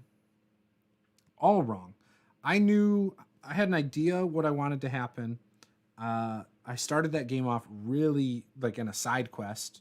Shouldn't have. I should have just put them in the city I wanted them to get their main hook from. I started them completely on the other side of the mountains. They had to go through multiple things to even get there. It took like 5 sessions before they got to the original hook. for the campaign, really. And I started the campaign off with them knowing there was a guy with information in this one city. And so I was like, that's the premise. We'll see what happens. So then I started the campaign. You're on the other side of the mountains, many, many days away. And you see a woman. It was a gnome woman. She wanted them to go deliver like her son food at his fort that he's taken over. They ended up killing her son because he was cursed. I don't think they realized he was cursed. They killed his guard, or they killed his barbarian guard, and things like that. Anyways, went back, told the wife or the mom, gave her the bowl back that had the food in it, and then they went off. And they went into a dungeon in some ruins, and that took them a couple days. And then they came out, and then they finally got to the city like a week after they were supposed to. It was very, very important information. The guy they were supposed to get information from was dead, was killed like a day or two before that. And they finally started getting into it. I originally don't think I was planning on him being dead. So that was the other thing. But because they were taking so long to get there, I just felt like I had to show that their ineptitude to get there was why he was dead and why they didn't get the information. So because of it, now they're being attacked by the assassins who killed the guy. And so it's gone a whole different route. And they're now back kind of solving a side quest from those original ruins. The place they're at now is going to eventually solve that for them. They're going to get information and possibly find something if they complete it that wraps up that other side quest. That is kind of a big deal, and I'm going to tie it into the main story. But again, I'm not a good DM. I know I'm not. Vincent says, I was just saying handling creative solutions on the fly is easier for those GMs who already had encountered a lot of similar situations. So yes, beginner GMs can handle it, but it usually falls more. Yeah, again, I just don't think it's necessarily whether you're experienced running games. Like if you read a lot of books, you're probably going to have better ideas. I didn't read a lot of fantasy books growing up, but I played a lot of video games, so I get video ideas from that. I've watched action movies and cartoons and, comic books type stuff. So I've gotten a lot of my ideas from that. I think as long as you have ideas from other media, that can translate if you are flexible in your thinking. And I think that's more important than experience running games. Flat in comparison to a GM who has already memorized a ton of different situations, entities, and yeah. I mean, I get what you're saying. And again, I think there's merit to it. But again, I've played with a ton of DMs who have run so many games. And when it comes, like, I've played with people who talk a good game about running games and they're not very good. I've played with people like that. And it's really disappointing because they'll say all the right stuff. And then you sit down and play with them. And you're like, wow, this sucks. So I've unfortunately had some bad experiences with that. Sometimes they don't know what they want. That's true. I didn't know what I wanted. So I've been playing since 97. And the first 15, 16 years of playing any RPGs, I had no idea. I thought I wanted a certain experience. And then I played in a couple games that were different. And I loved those experiences. And it opened me up to the more narrative style that I like today. Which has also changed in what I want from players. I used to want complete control over my games where I didn't want players to take agency. And yeah, I know this woman in this town. Oh, okay. What do you before I'd have been like, no, you don't, but now I'm like, oh, really? Okay. Tell me more. Sometimes I might even say something happens, but before telling them everything, I'll be like, and what does that look like? Or what does that mean to your character, knowing what they know? And like, I'll ask for players to add on to the narrative sometimes. I like it when that happens. When it's homebrew. When it's modules, not as much.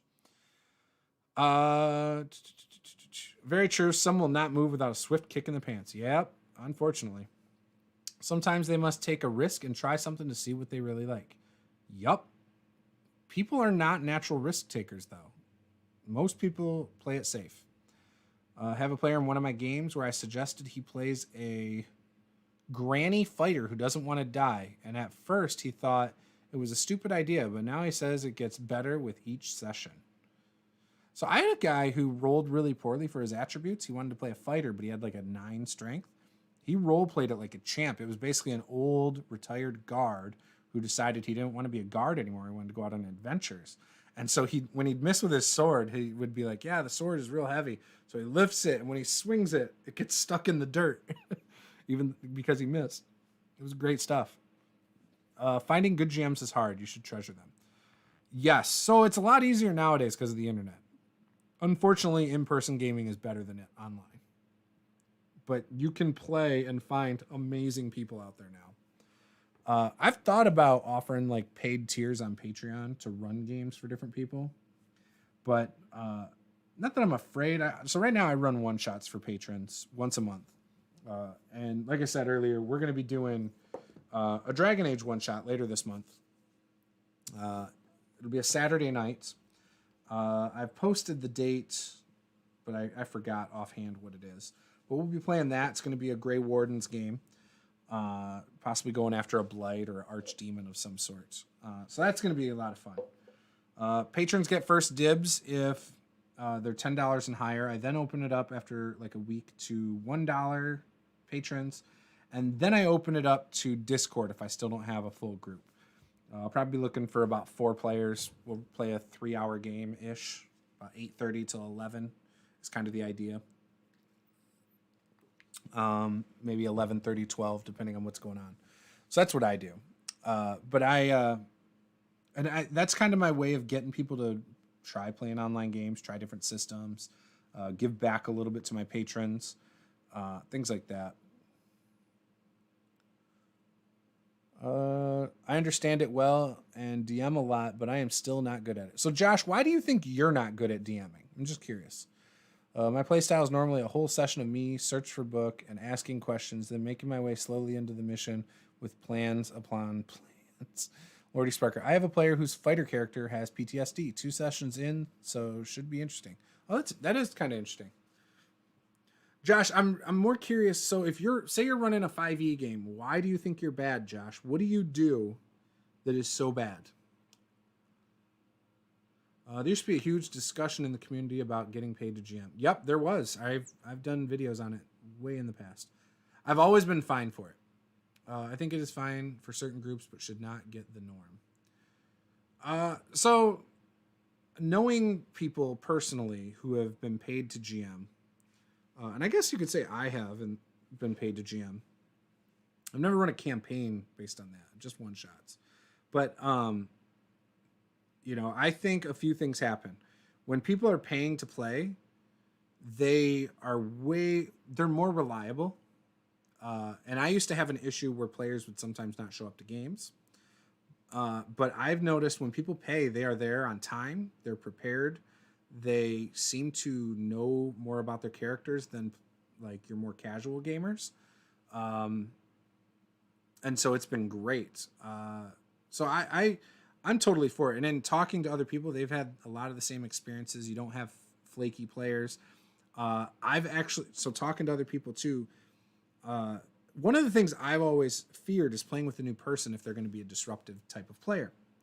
And in talking to people who've been paid to GM, they have not had disruptive players. Like people are there to game. It's typically a more serious game, less joking from the people I've talked to. But I'm sure there's people out there who still, make jokes and things like that. So again, if it gives you a good gaming experience, I don't think it matters if they pay or not. I would run the games the exact same way. It wouldn't change whether I pull punches or not, because I'm very upfront with how I run games. Look, your character's probably going to die if I roll a crit at first level. You're dead. Like, you're probably not going to survive it. Just that kind of thing. But I also don't make games challenging on purpose. I don't try to kill characters is what I'm kind of getting at. But I do sometimes tailor an encounter to target a weakness, but that's about it. The discussion in the community started, the first time I saw it, I think was 2013. And I've technically had my channel since 2012. Even says it on my sweatshirt, 2012. So 2013, I think I did my first video though. And, most people despised it. Most people hated the idea of having a Patreon. Most people hated the more manufactured videos. Like, it was really weird how people were 7 years ago. I've always been in the same camp of, hey, if someone wants to pay you to do it, great. I was always for people making more polished videos. If someone wanted to support you financially on Patreon, I was always for it. I've never, ever criticized anybody for any of those things. Never thought it was wrong.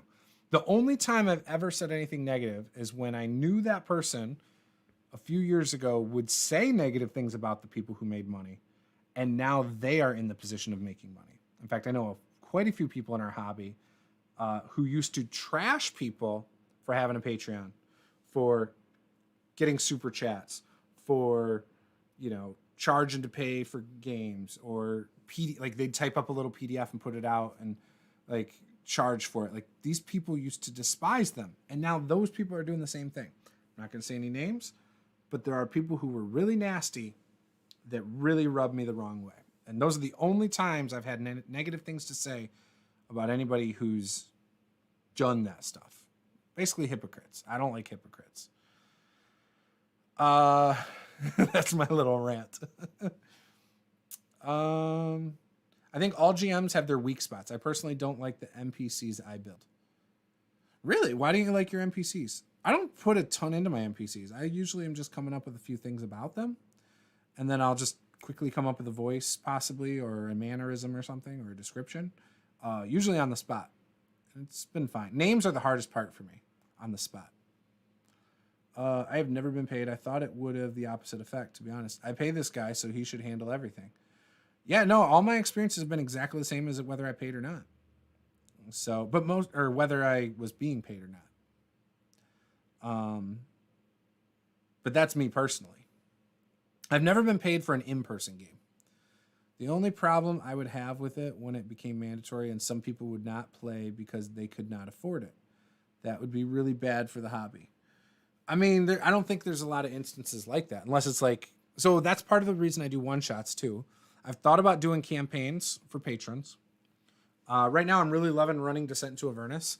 When I finish that, that might be something I say, hey, if people want to pay to play in a Descent into Avernus campaign, I've run it before, I'm familiar with it, I might open that up. I don't know what I would charge for that, but it would have to be based on demand, right? If there's 10 people that want in at $25, you should probably charge a little more because you can't run for 10 people, right?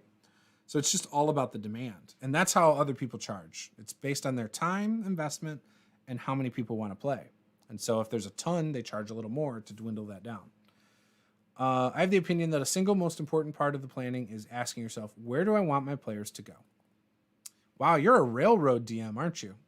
I'm just kidding. I agree with that. Where do you want your players to go should be your first question, for sure. Because of that, I tend to move the players along with lots of plot hooks and clues that lead to the same point. That's where I think you might be off. I think, yes, ask yourself where you want your players to go. This is common in modules, right? There's a clear-cut direction, a linear fashion through a module usually. But there's nothing stopping you from letting them trail off on tree branches of side quests here and there, right? That's one of the things that I am trying to do well in my games, where, yeah, there's going to be multiple NPCs you interact with. They might have their own personal quests. Let the players go off on a little side quest. If that's what they want to do, you don't remove their choice by doing that. I think you should also, it should be clear to them how serious one thing is over another. Like if a baker just wants some cherries and he has to travel really far to get them, that's not a very important quest. Might be monetarily good for the players, but it's not a very good quest when it comes to how urgent it is and how important it is for the world. Whereas this other person's son might be missing. If the players are good aligned, you would think they'd go for the son, but some of the more greedy characters might go for the money. It just depends, right? I'm not good at voices or making up names. I tend to make very detailed locations like what a shop looks like, but I ignore the town in general. I start small and go from there. I suck at descriptions. I will typically describe a tavern as, yeah, you walk in, there's a bar, there's a thing above the fireplace. That's kind of my go-to description, right? It's something I need to work on too. Same thing with towns. It's a large town. It's a small town. It's a walled city. It's got busted up, run down houses that need repairs. My descriptions are not the best. They're not very flowery. So I'm with you on that one. Voices don't matter. They do not matter. Some players who watch Critical Role love voices and they think they're super important. They can definitely make a session better. But if you can't do voices, you can still run a great session. So I wouldn't worry about that. I think my NPCs feel too similar and don't have a lot of personality. That's relatable. So I think it's okay as long as occasionally you add one with some personality. People tend to love my kobold and goblin voices, and so I do bring NPC goblins and kobolds into games occasionally. But yeah, my human ones, for example, are less interesting because I don't do a ton of voices. They might have some kind of trait. Maybe they got a scar on their face or an eye patch or, a peg leg, something like that. And that can make them have some character that you weren't anticipating. Josh says, IDM Adventure League modules, and those are just simple follow-the-road things. It makes sense. I can adjust on the fly, but modules are very easy for me to run. I agree. Modules are super easy. As long as you've read the couple pages, you can just kind of go with it. And that's part of why I like running modules right now. I used to hate running modules. Until recently, I wasn't real comfortable with them. So I'm with you, though. Vincent says, I like to work with consequences instead of hooks. So if the PCs ignore the plot, they must face the consequences. If they don't kill the dragon, they might encounter some burned villages later. Yeah, you can do that. The problem is consequences are reactionary. So there's not a lot you can do after the fact. You hope the players learn from the consequences, but it doesn't necessarily work that way. They can go wherever they want, but I do hint they need to go back to where they are going. If they take too long, things start changing. Yeah. Mm-hmm. I mean, it makes sense. Yeah, you didn't take care of the dragon. It's still alive. It's bigger, stronger, more powerful. It's killing more things. It's burning more villages. Makes sense. I'm fine with that. But how would that matter if it's literally just, there might be some stuff in this cave. When they finally go, it's not there. They don't know if it's because they took too long or not, though. That's kind of the issue. Oh, excuse me. Yeah, foreshadowing. I try to foreshadow in all my campaigns. Let the dragon fly ahead. Yeah, for sure. So, all right. So we've been going for 2.5 hours.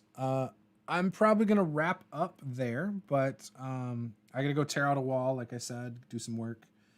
Hopefully I get it done fairly quickly, because if I do, I can come back out here and work on some videos. I for sure have one video I'm going to record today.